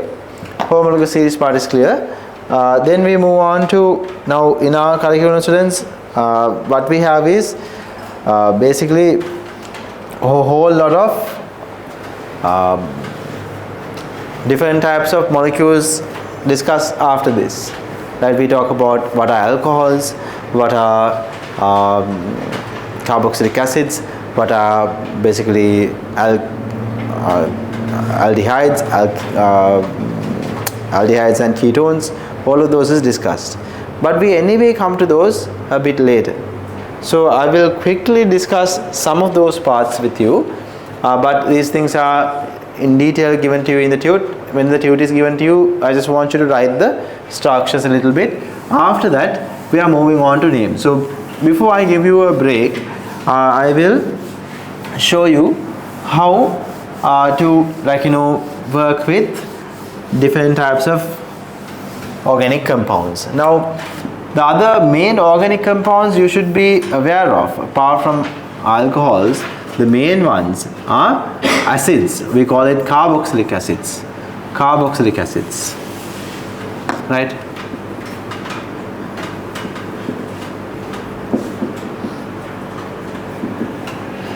And we have a type of compound known as carbonyl compounds. Carbonyl compounds.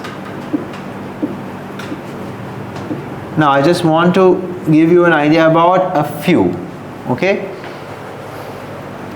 And then we have something called acyl chlorides.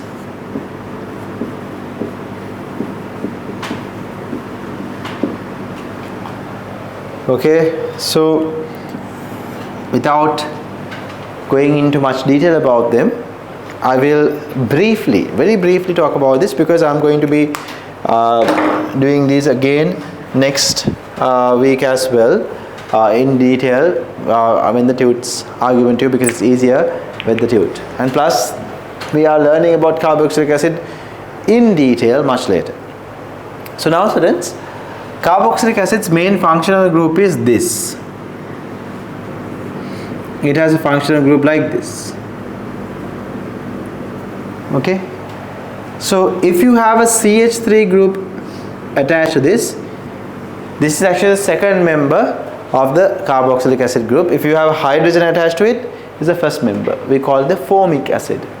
This one is called, you know the name, acetic acid, found in vinegar. Is that clear? So these names like formic acid, acetic acid, they are common names. They are not the IUPAC name. So today we will be moving on to IUPAC names little by little. We are not starting with the IUPAC names of the most advanced substances like this. We will talk about IUPAC names of hydrocarbons, and then we will gradually move on to other stuff. So this is referred to as a carboxylic acid. The functional group of the carboxylic acid is this section. Alright, so if I write the next member of this family, you will understand CH3, CH2, COOH. Okay, so this particular section is a functional group of carboxylic acid. Is that clear? Do you see there's only one CH3 part here? Now the CH2 part came into the middle. So this is also a homologous series, a part of a homologous series I have drawn here. Is that clear? If you want the first member also, you can imagine a hydrogen here. Right? Here, if you put a hydrogen, that is the first member. Is that clear? Right. And students, if you change the OH over here to a Cl, right? I'll draw the above two again. If you change the OH that was present over there to a Cl,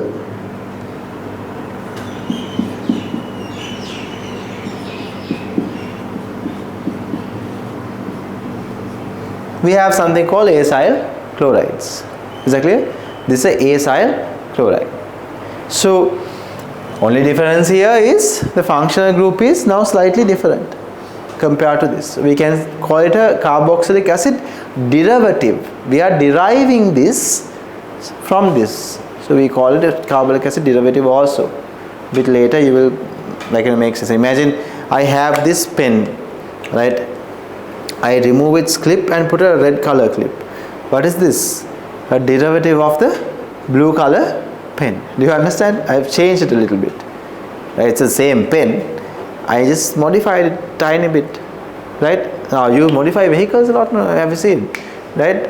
They buy this cheapest whatever the Mazda vehicle and then put different parts to it. Now it's a race car. Right?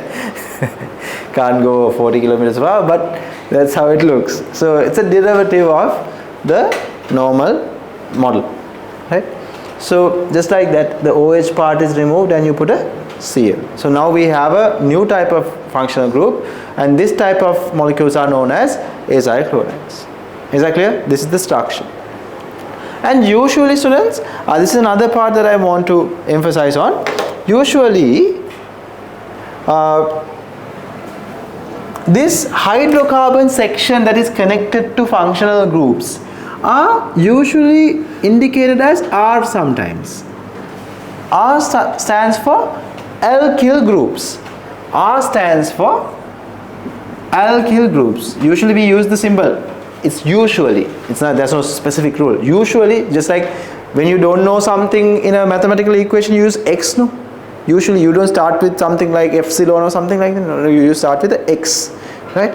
So usually to talk about like this kind of hydrocarbon section, we use R. These types of sections are referred to as alkyl groups, right? ALKYL, alkyl groups.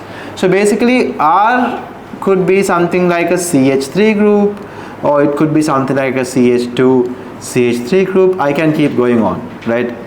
I can keep going on, right? It could be anything containing carbon and hydrogen. Okay, so therefore, if you ever in the future see me just saying carboxylic acids and I write something like this, you should know what it means. Okay, this is a basic idea, general idea of a carboxylic acid, an alkyl group connected to a functional group, carboxylic acid functional group. Is that clear? Here also, when it comes to this part, I could have written this and told you when it comes to acyl chlorides, it looked like this. Alkyl group connected to this acyl chloride functional group. Is that clear? Right. So then, when it comes to aldehydes and ketones, I'm going to erase this. When it comes to carbonyl compounds, we say carbonyl compounds contain a carbon with a double bonded oxygen like this. Carbon with a double bonded oxygen. Now don't jump at me and say, don't we have a carbon with a double bonded oxygen here also? Yes we do, right? So it is categorized under separate category. These guys are more prominent, right? So we categorize them under carboxylic acids and acyl chlorides. So other compounds that have this now are broken into two main categories. I will explain it that way. There are two main categories. One is called ketones. The other ones are called aldehydes. Ketones and aldehydes. The thing about ketones is that it has this carbon with a double bonded O like this, but on both sides they have alkyl groups connected to it. Imagine we have a R alkyl group here, and the same alkyl group or a different alkyl group can be connected on the other side. It doesn't have to be the same. It can be the same. Now, for example, your nail polish remover, you guys use acetone, right? Do you use acetone? I was looking at the boys and asking, do you use acetone? So, sorry about that. So, do you use acetone? Nowadays, the nail varnish remover doesn't come with it. You guys don't wear nail polish? No, you can't. It's school going students. I forgot, right? So, it is basically a ketone. The structure looks like this: CH3, C double O, so double bonded O. Actually, not C double O. This. Okay, this is acetone, also known as propanone. Right? That's a proper name. IUPAC name, right? So this is one ketone, or else you can actually have a ketone with, like, two different groups attached to it. But the requirement for being a ketone is on both sides of this carbon with the oxygen double bond, there should be alkyl groups. Both sides, okay? Both sides should be connected to a hydrocarbon section. Is that understood? Alkyl group. Then it makes it a ketone, right? So this one has one CH3 group here, one CH2 CH3 group here. The full name of this is butanone, right? Butanone, right? You don't need to know about the names now itself, but since you sometimes ask me for the name, I just thought I'll leave it with you. So its general main idea is this. And then aldehydes. If you take an aldehyde also has this carbon oxygen double bonded part. However, the other bond is connected to a hydrogen. Is that clear? So both of them has this carbonyl group. Carbonyl group is the carbon oxygen double bonded group. But when it comes to ketone, on both sides of that carbon we have alkyl groups connected to it. When it comes to aldehyde, only one side connected to a alkyl group, the other side is connected to a hydrogen. Is that clear? So actually both sides can also be connected to hydrogen. That's the simplest member of aldehydes, right? We call it formaldehyde, right? Formaldehyde. So that's the simplest member, right? That's an exception. Normally all the other members have one carbon based group On the other side, hydrogen. Okay, so this is like a bit of an exception. If you are wondering, we said no, there should be a CH3 group here. Yes, that's just one exception, right? But this is the simplest member. Is that clear? So this is called ethanaldehyde. We have two carbon atoms. Okay, so here we have only one carbon atom, both sides hydrogens, but all the other members have an alkyl group like so, and then the rest of it resembles this section, one alkyl group and this section. Is that clear? That is aldehydes and ketones. It's a major part, students, actually, although we covered it like that. Is that clear? Understood? So just to maybe develop a little bit of an understanding, can you take a small note on this? In a sense, nothing more, just to give you an idea. I will not necessarily even go into explaining separately what is written here. One after the other, can you please take these down? And on the side, take this down as a key to what R is. R means what is explained here. So please take this down.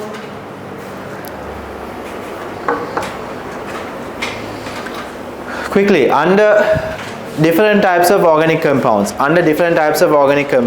Please take this down. I'll give you a break after that. I wanted to give you at 5:45, but couldn't.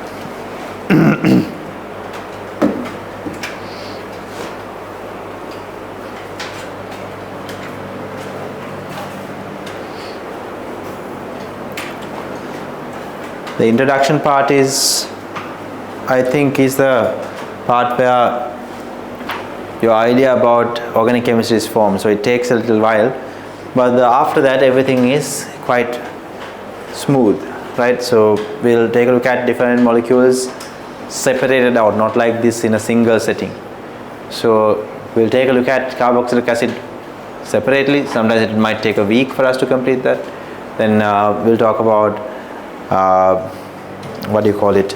entire alkane separately, alkene separately, alkyne separately. Okay.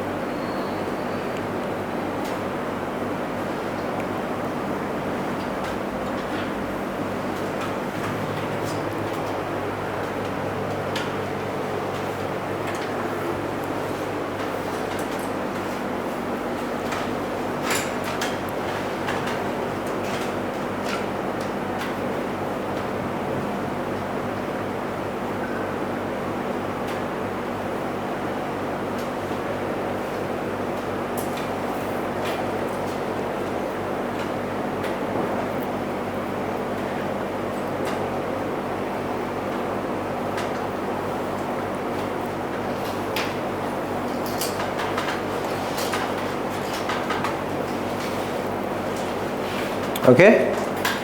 Right, everyone. So, we'll take a small break. I'm also in need of a small break.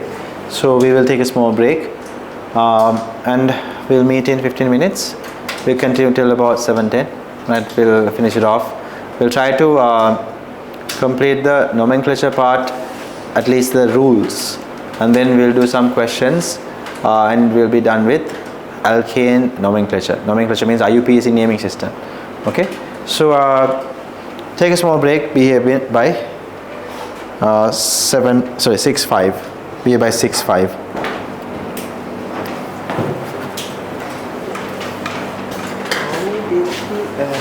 The smallest ketone by putting the H2 to this part.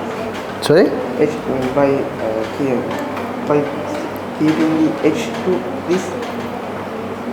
If we keep H's here, Yes. can we produce a ketone? Yes. No. Ketone by definition should have a carbon connecting group. So carbon containing group connected to this carbon and carbon. If it has at least one hydrogen containing group, then it is not a ketone. It is then becoming a aldehyde. Okay? So only aldehydes can have at least one carbon connected to the carbon and carbon. Understood? Yes.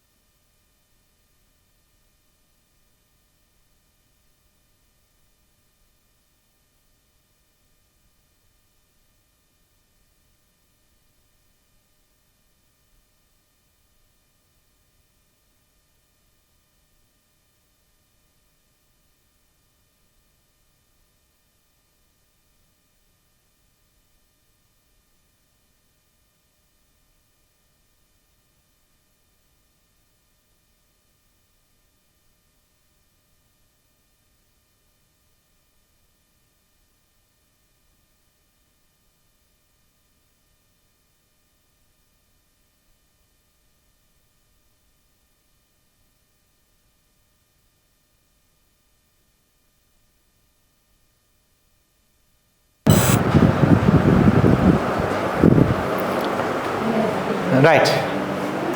Why the others? They're on the way. They didn't just leave, right?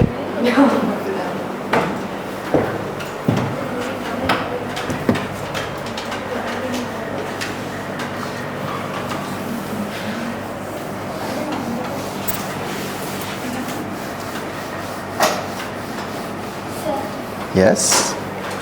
Sir, this halo Halogen alkane. has no actually there is no double. There's no double bond, right? You're asking me if there's no double bond. Yes, there's no double bond. Alkane. Halogen alkane. A-N-E. Right? E-N-E. Maybe my spelling, you would have seen it as, it's halogen alkane. That's good that you brought it up. Halogeno alkane. C-A-K-A-N-E. Halogen alkane. Have I given it to you as E-N-E or A-N-E? Huh? A-N-E, right? Now sometimes my spelling might have been a bit weird. So they have taken it down as E-N-E. So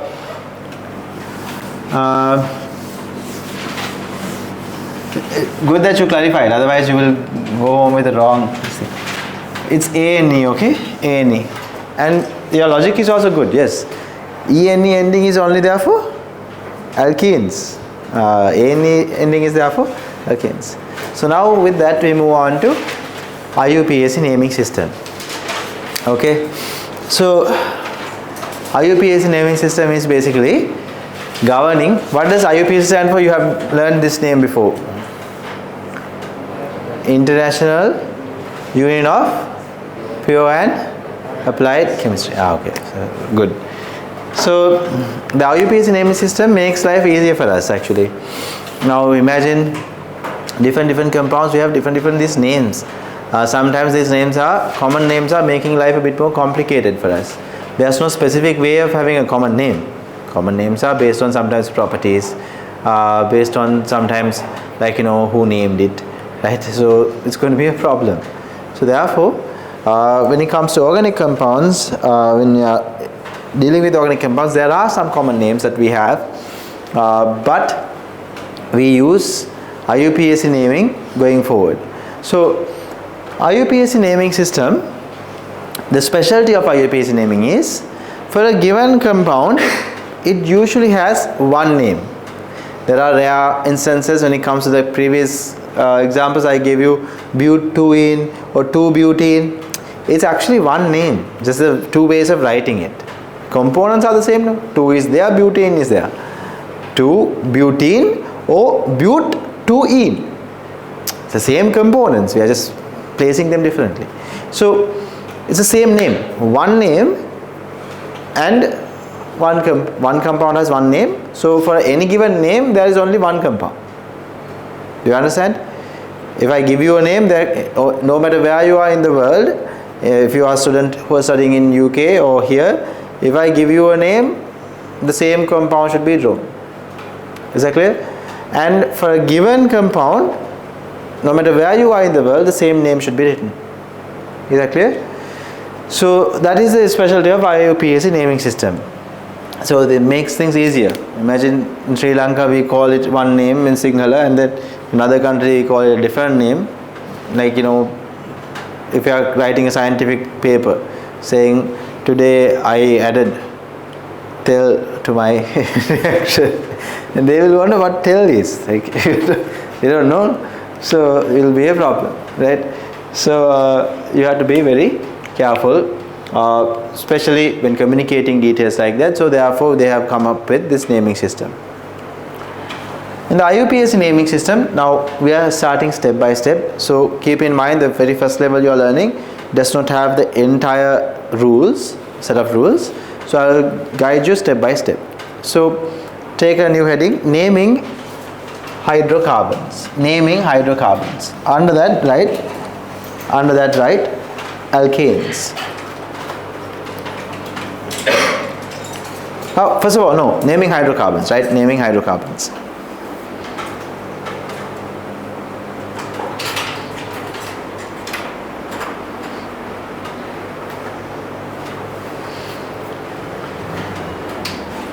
So usually students, a name of any organic compound usually has three parts, right? Three parts.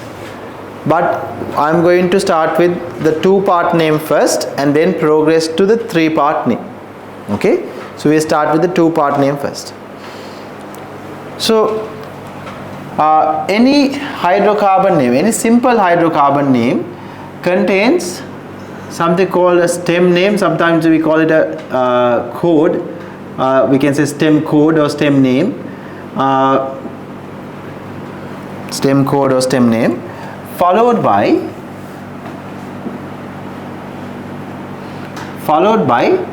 a suffix.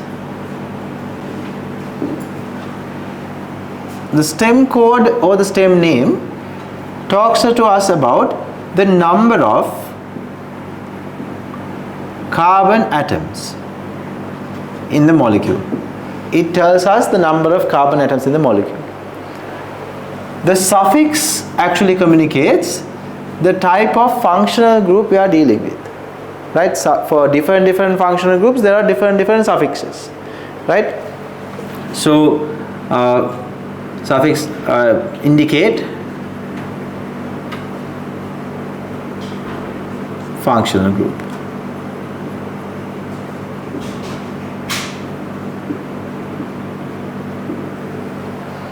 Right?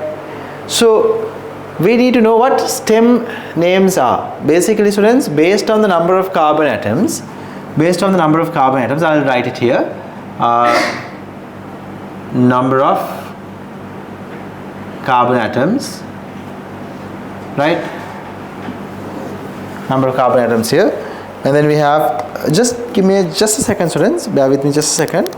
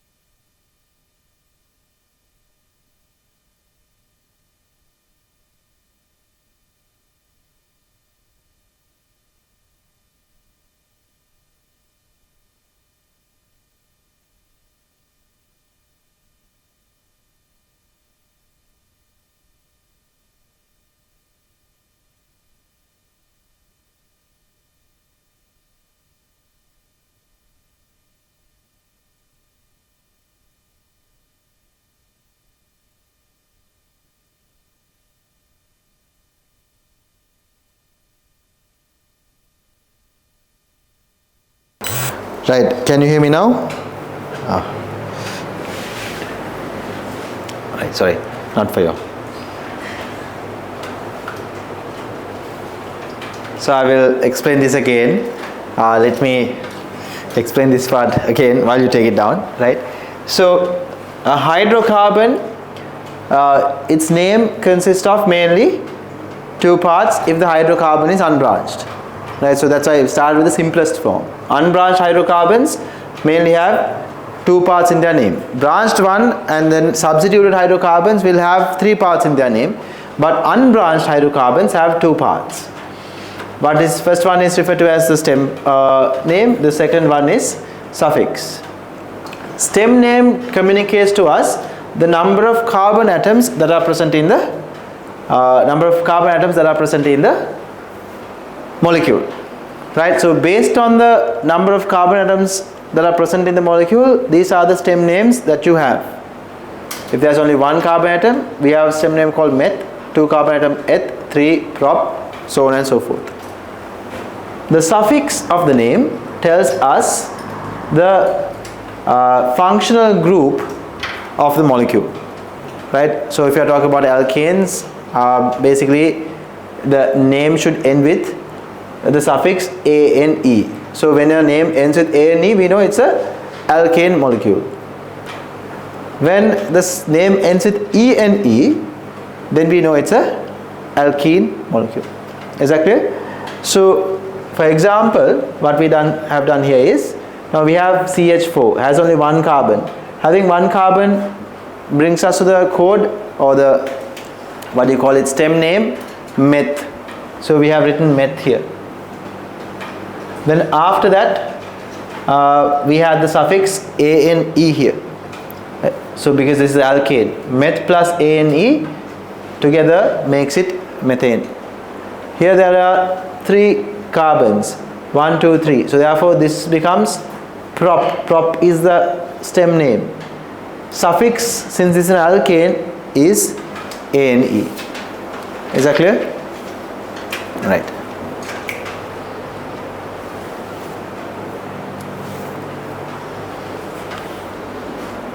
Okay. If you have 8 carbons, as if it is an alkane, then we can call it octane. Now let me ask you a question, okay? I want you to identify the alkane here and then name it, right? So write down a small question after this. Can I erase this part? Right, I asked you to take this down. You can take the examples down as well. Did you take the examples down? Can you take the examples down?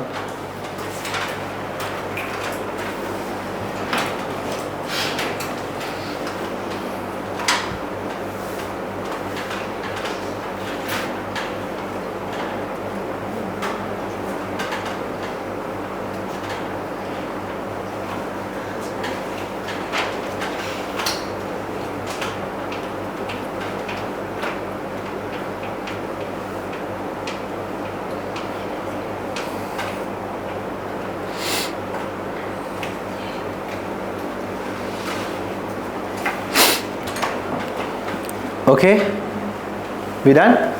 Right, shall we write a small question down?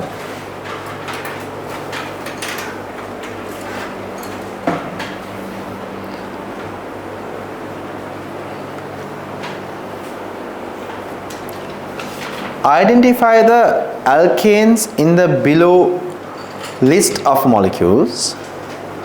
Identify the alkanes in the below list of molecules and name them. Only the alkanes, don't name anything else. Don't name anything else. Only the alkanes I want you to name.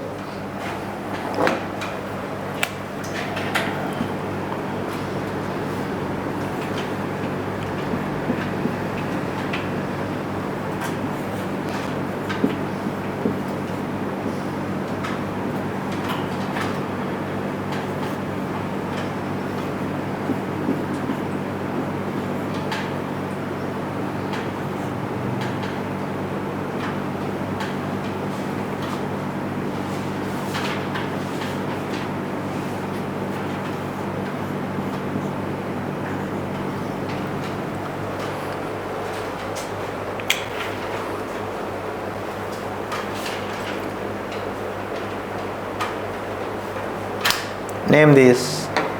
Not all of them. I don't want you to name all of them. Identify which ones are alkanes. You have only learned how to name alkanes. So therefore identify which ones are alkanes and then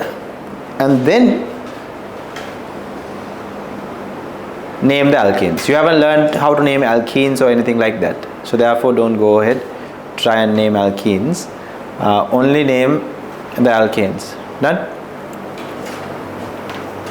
The second and the fourth one. Second and the fourth one are alkanes. How do you identify whether this is an alkane or not? We see whether we can apply the general formula, no? If you apply the general formula, if it follows, then correct. So here, this one doesn't apply to the, it doesn't agree with the general formula. Cn H2n plus 2. The general formula, and this is not a match. Right? This is actually we can argue that it is a alkene. Later on, you will learn about another type of compound called cycloalkanes. But for the time being, we can argue that this is a alkene. Right? This one for sure agrees with this formula. What is this then? Alkane. What is the name? Can someone tell me the name? Pentane. Yes, pentane.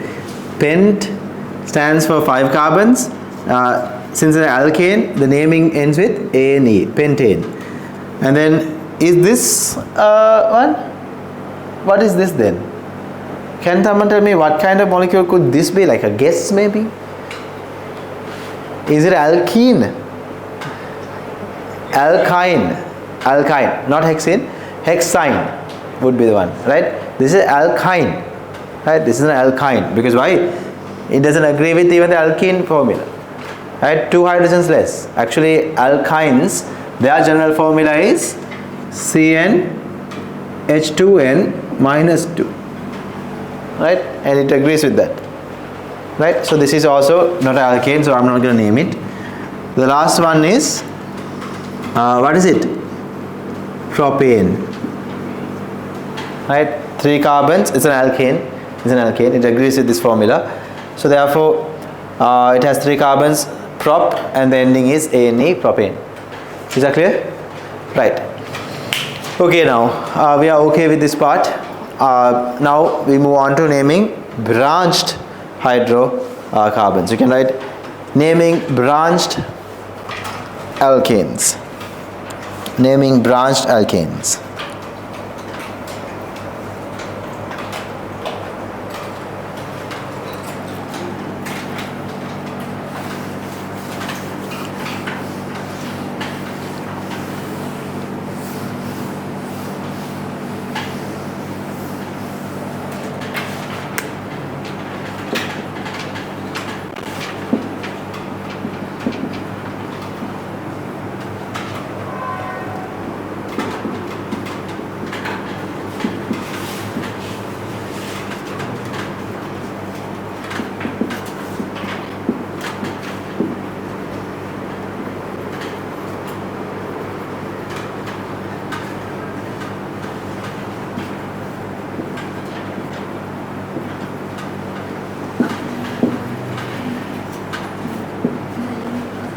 Okay, so in a branched alkane, the name has 3 parts.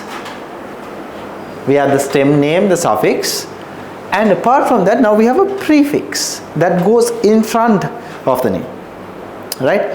So, if I do a small example, you will understand. So, if you take something like this, let's say some molecule like this. I will write the structural formula. I believe all of you understand this now. Is there anyone who can't understand what has happened here? Each carbon has 4 bonds, and now one carbon has a branch, right? So now, how do we name this? So the very first rule in organic chemistry, naming of now the very first couple of examples that I did are like the measly little small ones that got you into the mood of IUPAC naming. Now we are stepping it up. So over here, the very first rule when it comes to any naming of any hydrocarbon or any organic compound is we have to always identify the longest carbon chain. longest carbon chain. So here, what is the longest carbon chain? You can see it here like this, right? So it doesn't matter whether there's like a bent angle like this also. We can consider that also to be a carbon chain, right? You can go in this way and then turn it up like that, and that could be a carbon chain. But the thing is, even if you go straight like this or start from here and bend and go here, the carbon number in the main chain is the same, right?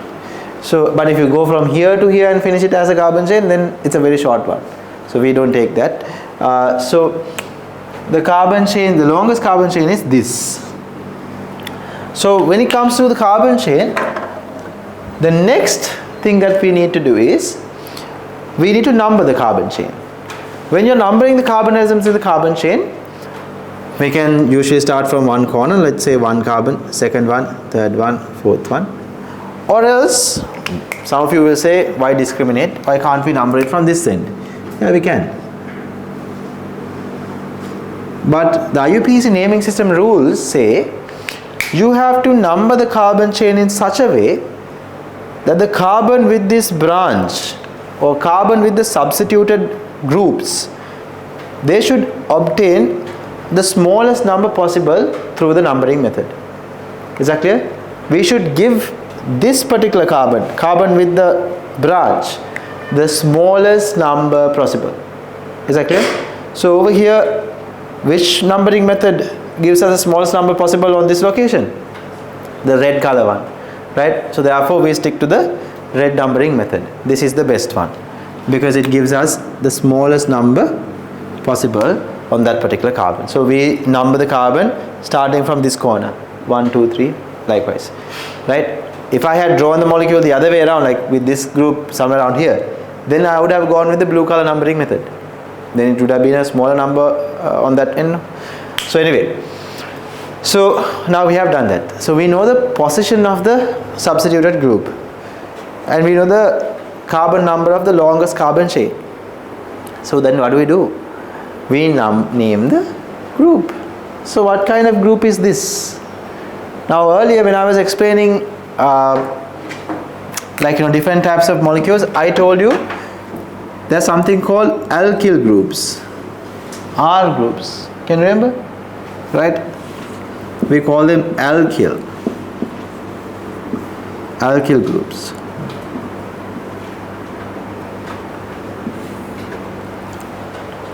So now we do have a alkyl group here.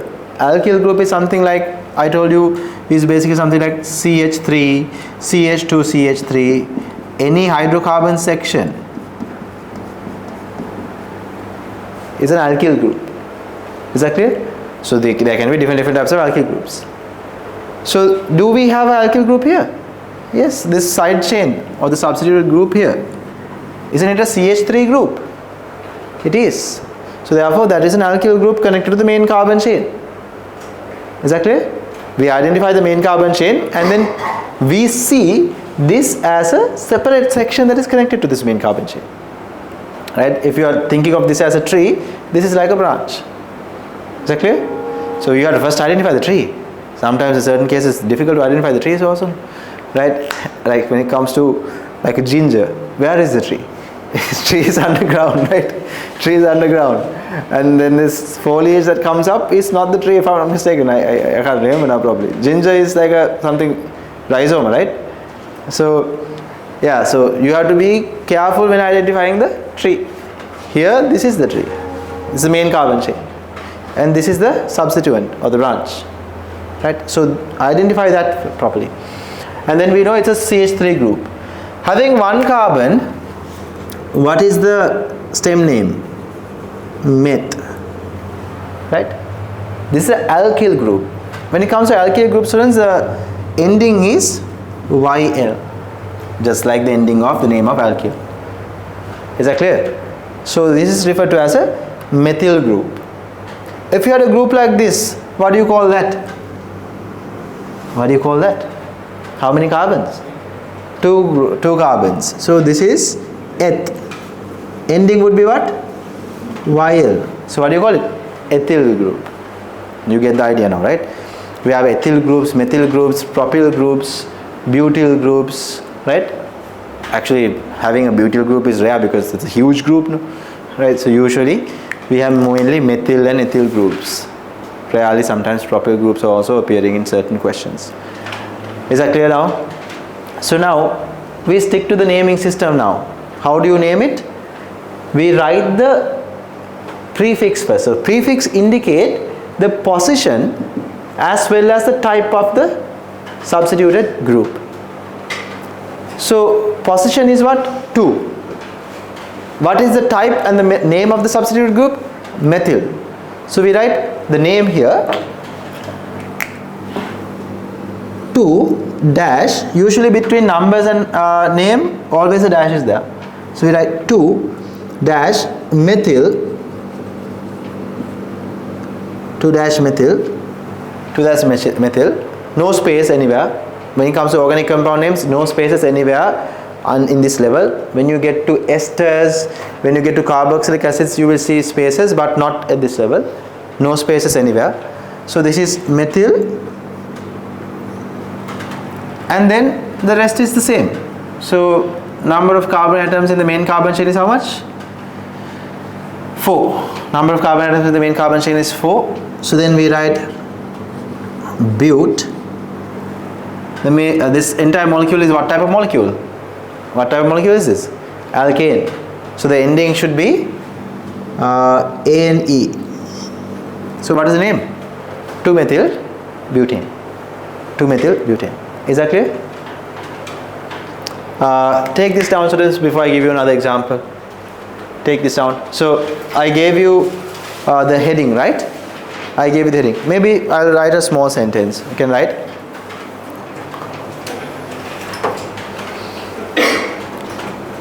When naming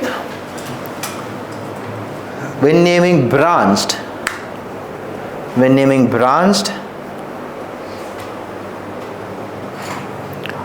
or substituted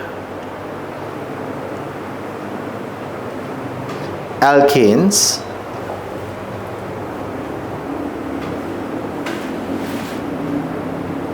the name contains 3 main parts. The name contains 3 main parts.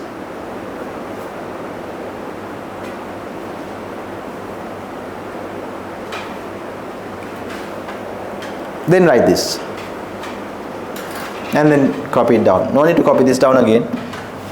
Can I erase this? This is not needed, no?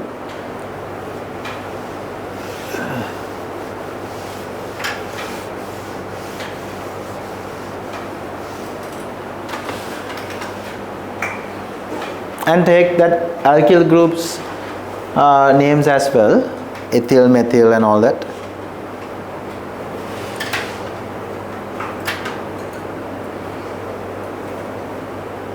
I'll give you the 2 rules there, right? Don't worry, I will have to tell you this part. So I will first take the example and I'll explain the example.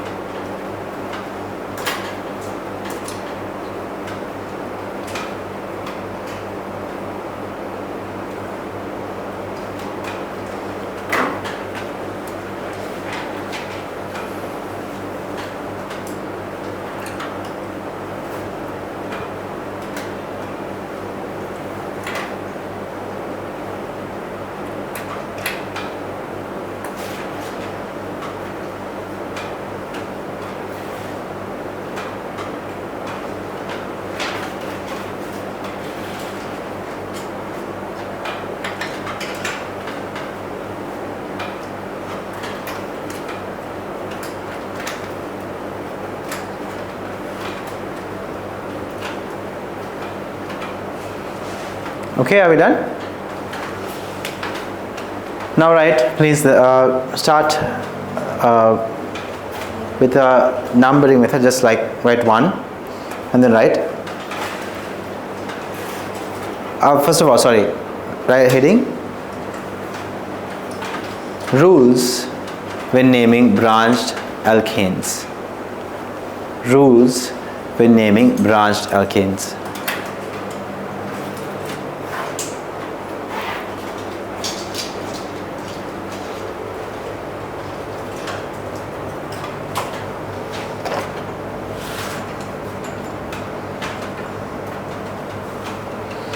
You can write.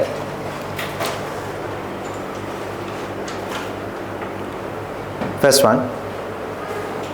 Identify the longest carbon chain. Identify the longest carbon chain.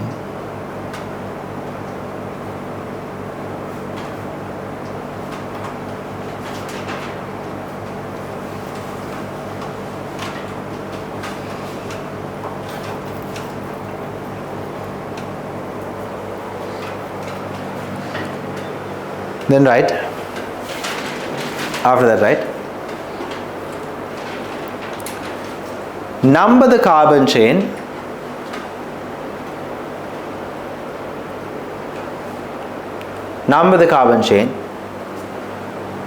to give the smallest possible number.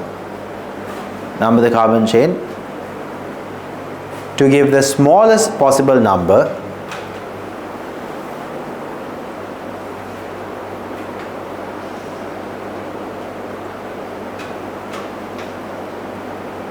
to the carbon atoms with the substituted groups. Smallest possible number to the carbon atoms with the substituted groups. Smallest possible numbers, actually. Smallest possible numbers to the carbon atoms with the substituted groups. Okay?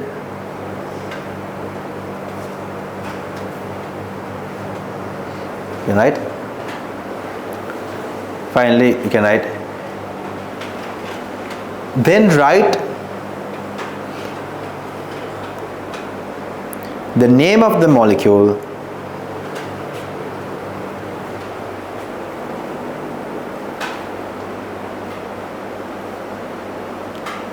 starting with the position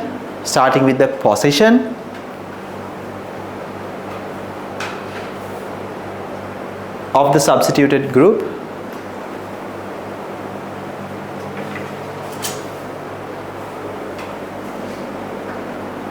followed by the name of the group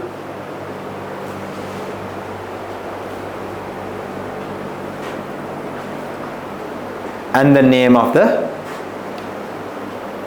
main carbon chain.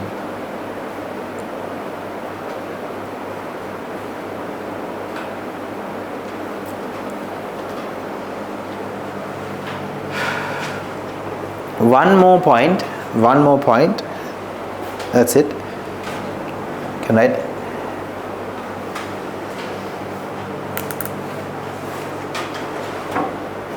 When more than one substituted groups are present,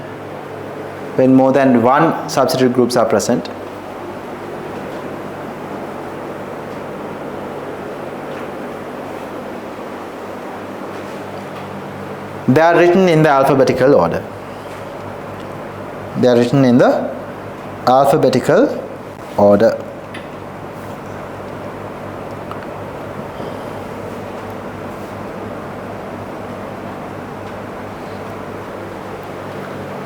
Now let's learn a few things. Now you have all the rules, right? Can I get you to answer about 3 questions? And let's see, now in each question there will be some learning, okay? So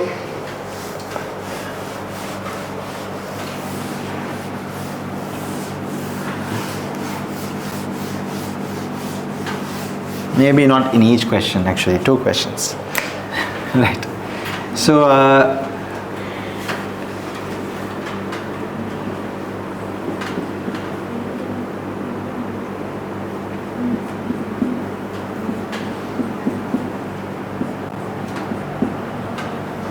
This is molecule number 1. Second one is this.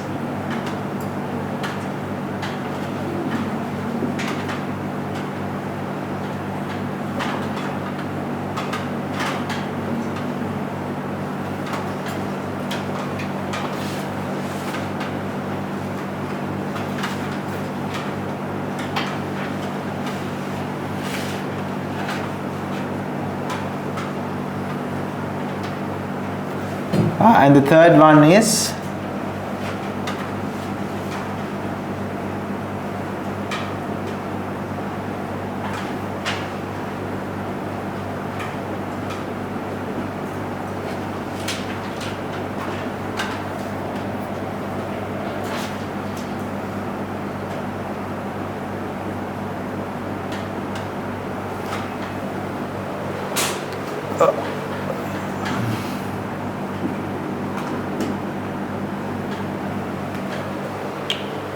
right, can you do this?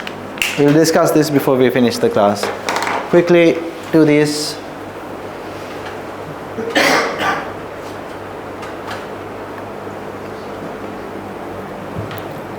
There's a lot to explain in this, so complete it fast as you can.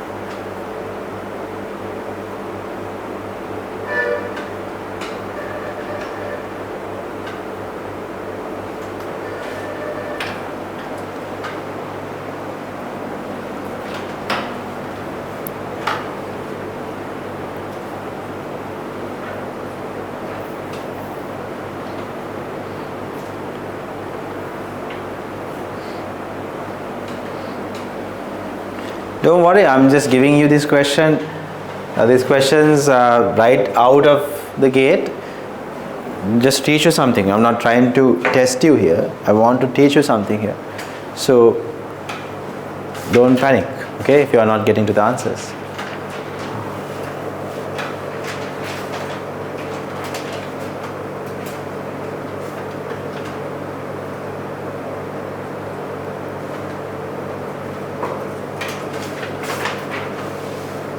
Done? Some of us are done.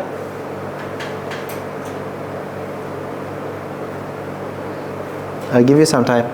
Don't worry.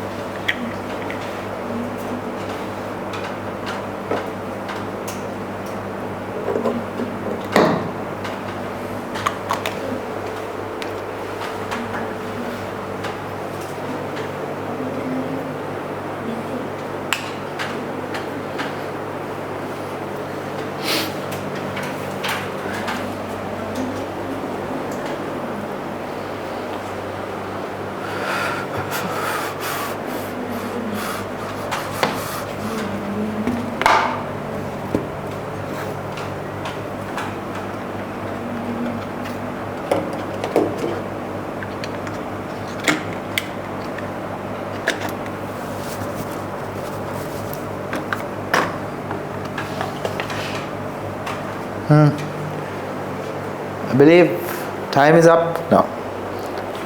Shall we discuss? I have given you 5 minutes. Can someone tell me the name of this?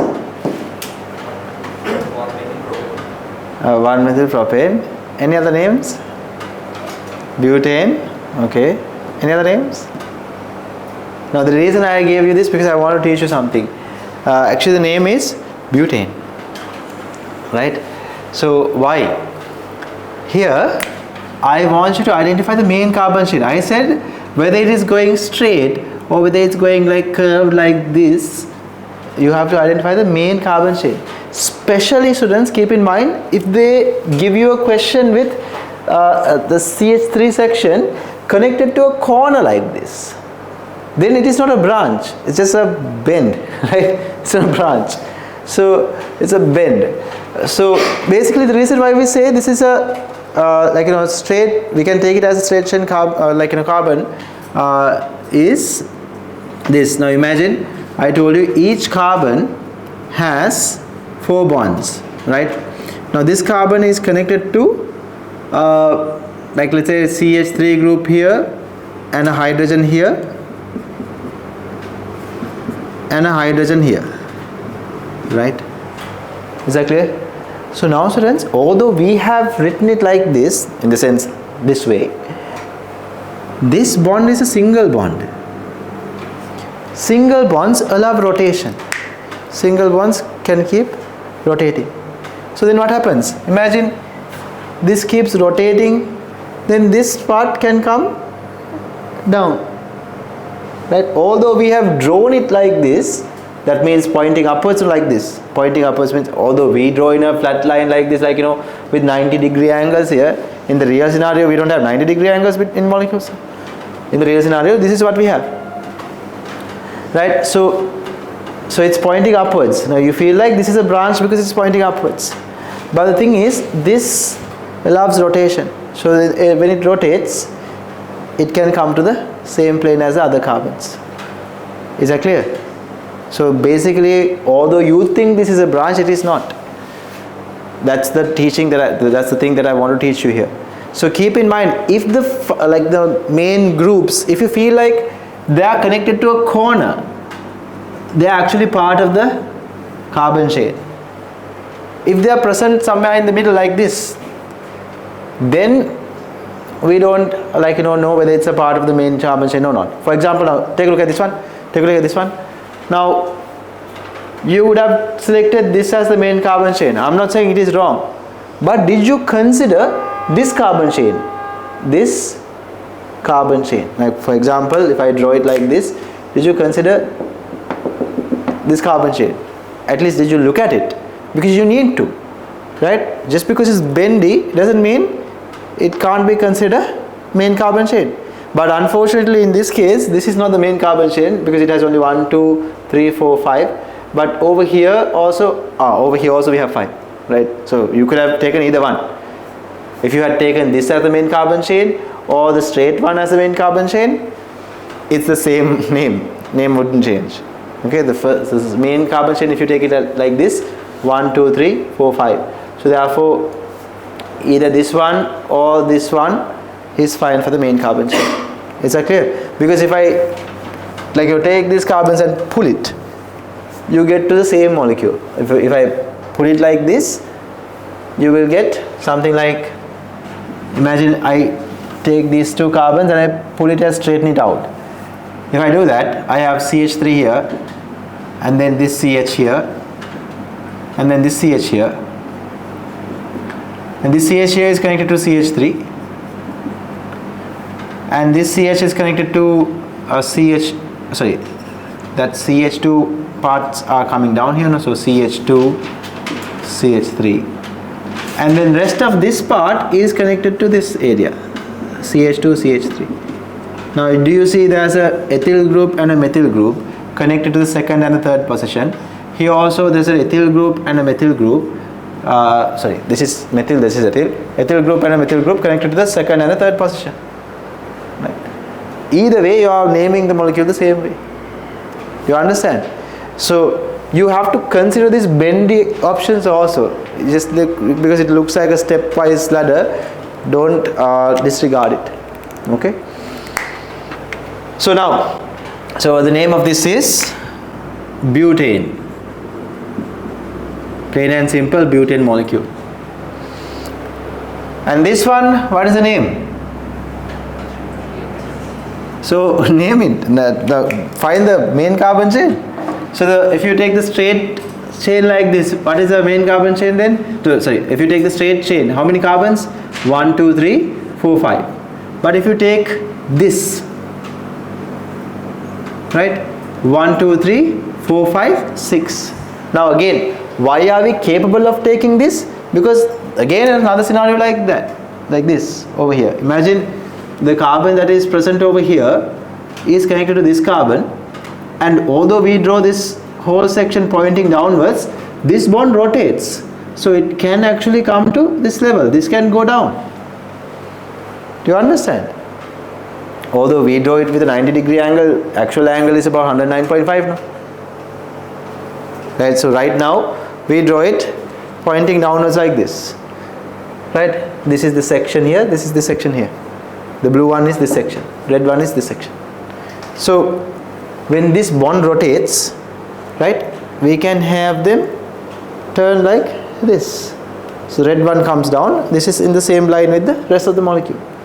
Do you understand? So if you want to see it as a straight chain all the time, you don't have to see it as a straight chain. That's what I'm saying. You can take, like, you know, bendy options like that. No problem. So what is the main carbon chain here? The longest one happens to be this, or you can take this one also, the same thing. So you have 1, 2, 3, 4, 5, 6. Or else you can start numbering from here.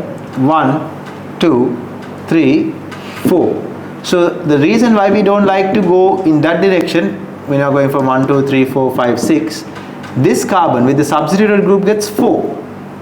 But if I number it this way, the substituted carbon gets 3, which is a smaller number. We prefer the smaller number. Is that clear? So if you want, I can show you that numbering method as well. Right? 1, 2, 3, 4, 5, 6. So having 4 over here is not good. We want it to be as small as possible. So 3 is the better option. So the answer would be this group is what, students? What is this group's name? Ethyl. Sorry. And it is connected to which part? Third carbon. So we write 3-ethyl. 3-ethyl. The longest carbon chain is 6. So therefore we have hex. This is an alkane molecule. So therefore the naming end is ANE. 3-methyl hexane. Right? 3-ethyl, not methyl. You can start with the capital, but always start with the simple. When it comes to having this thing, it's also fine. But you can start with the capital when it comes to the very first letter of the name. 3-ethyl hexane. 3-ethyl hexane.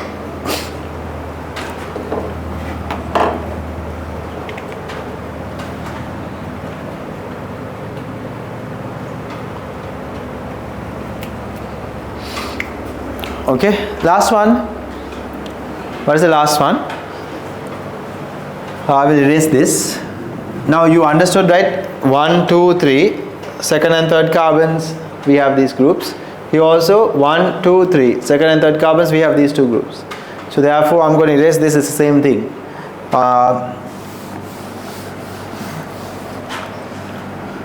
So the name of this would be 1, 2. I will number the carbons 1, 2, 3, 4, 5. On the second and the third carbons we have two groups. So then there's a methyl group on the second carbon.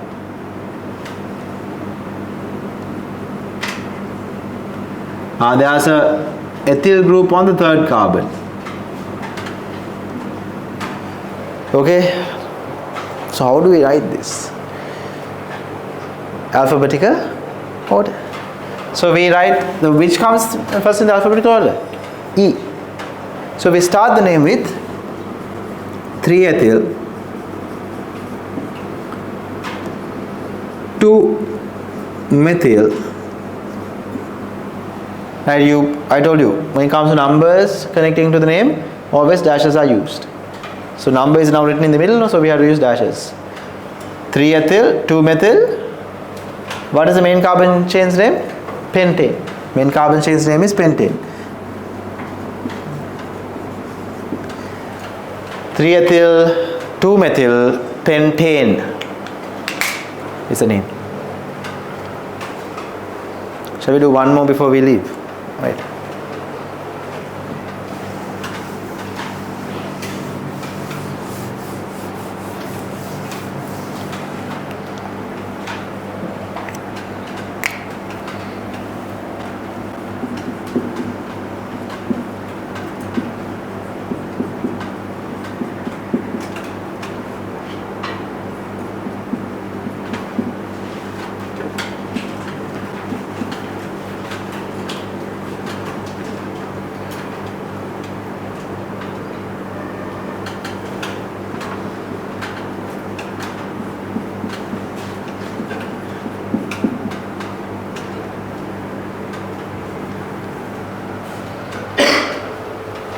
Right, name this. It's a bit of a long one.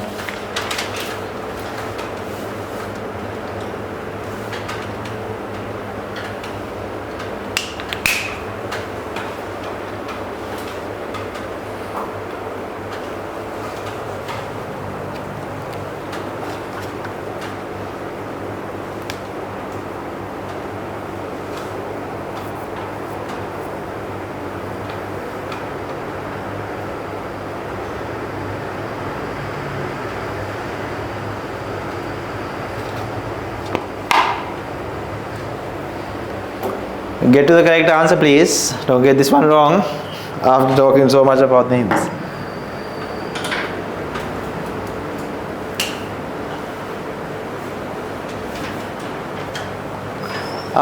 So you might encounter a new part here. Actually, I need to give you advice on that part. But can you just at least tell me the number of carbons in the longest carbon chain? How many? 8? Is there anyone who says 6? Or 8? Answer is 8. Very good. So if you are someone who likes to go straight always, 1, 2, 3, 4, 5. Doesn't work. Right? Then you might notice there's a group here. So maybe you might think, okay, 1, 2, 3, 4, 5, 6. That's also not bad. Longer than the first one you tried.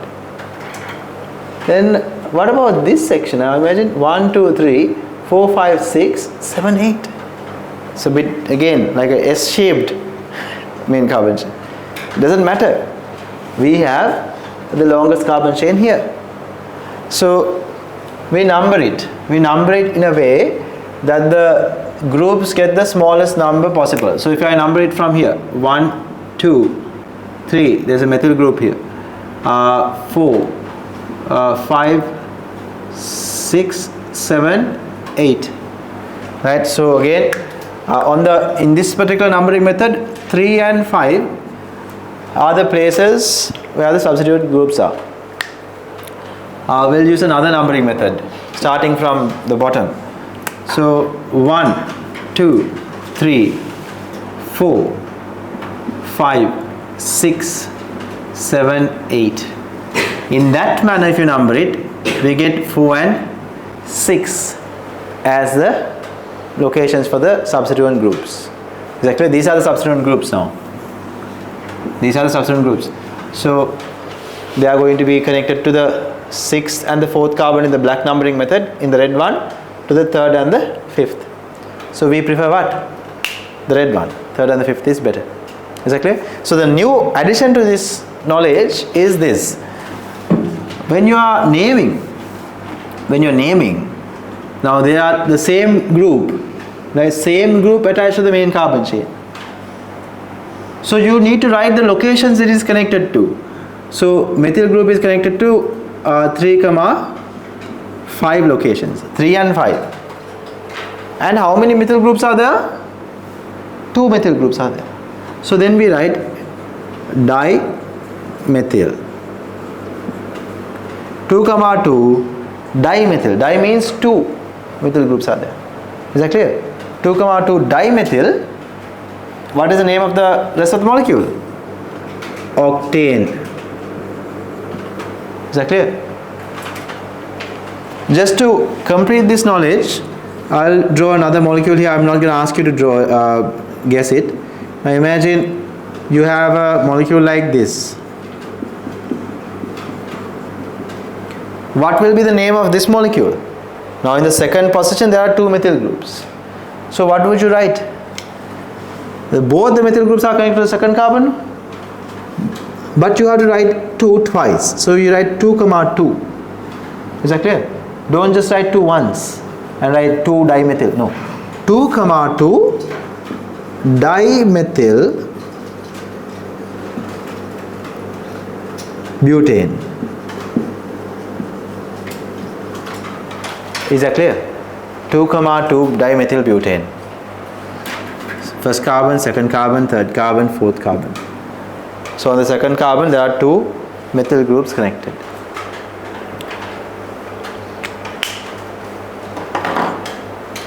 Is that clear? Organic chemistry is quite nice, students, especially the naming part is quite easy once you get the hang of it, right? I don't think this is difficult, to be honest. Like from my genuine opinion, I don't think you also found it difficult, because all of you got to the answers at the end, right?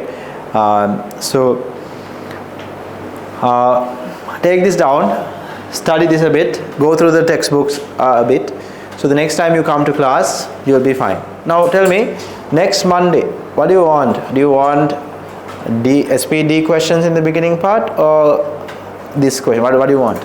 SPD is better, no? We'll have SPD questions, and drop me a message on the group saying which questions you like. Okay, alright everyone, so that will be all for today then. I'll be seeing you all again next week at 1:30. Right, see you guys then.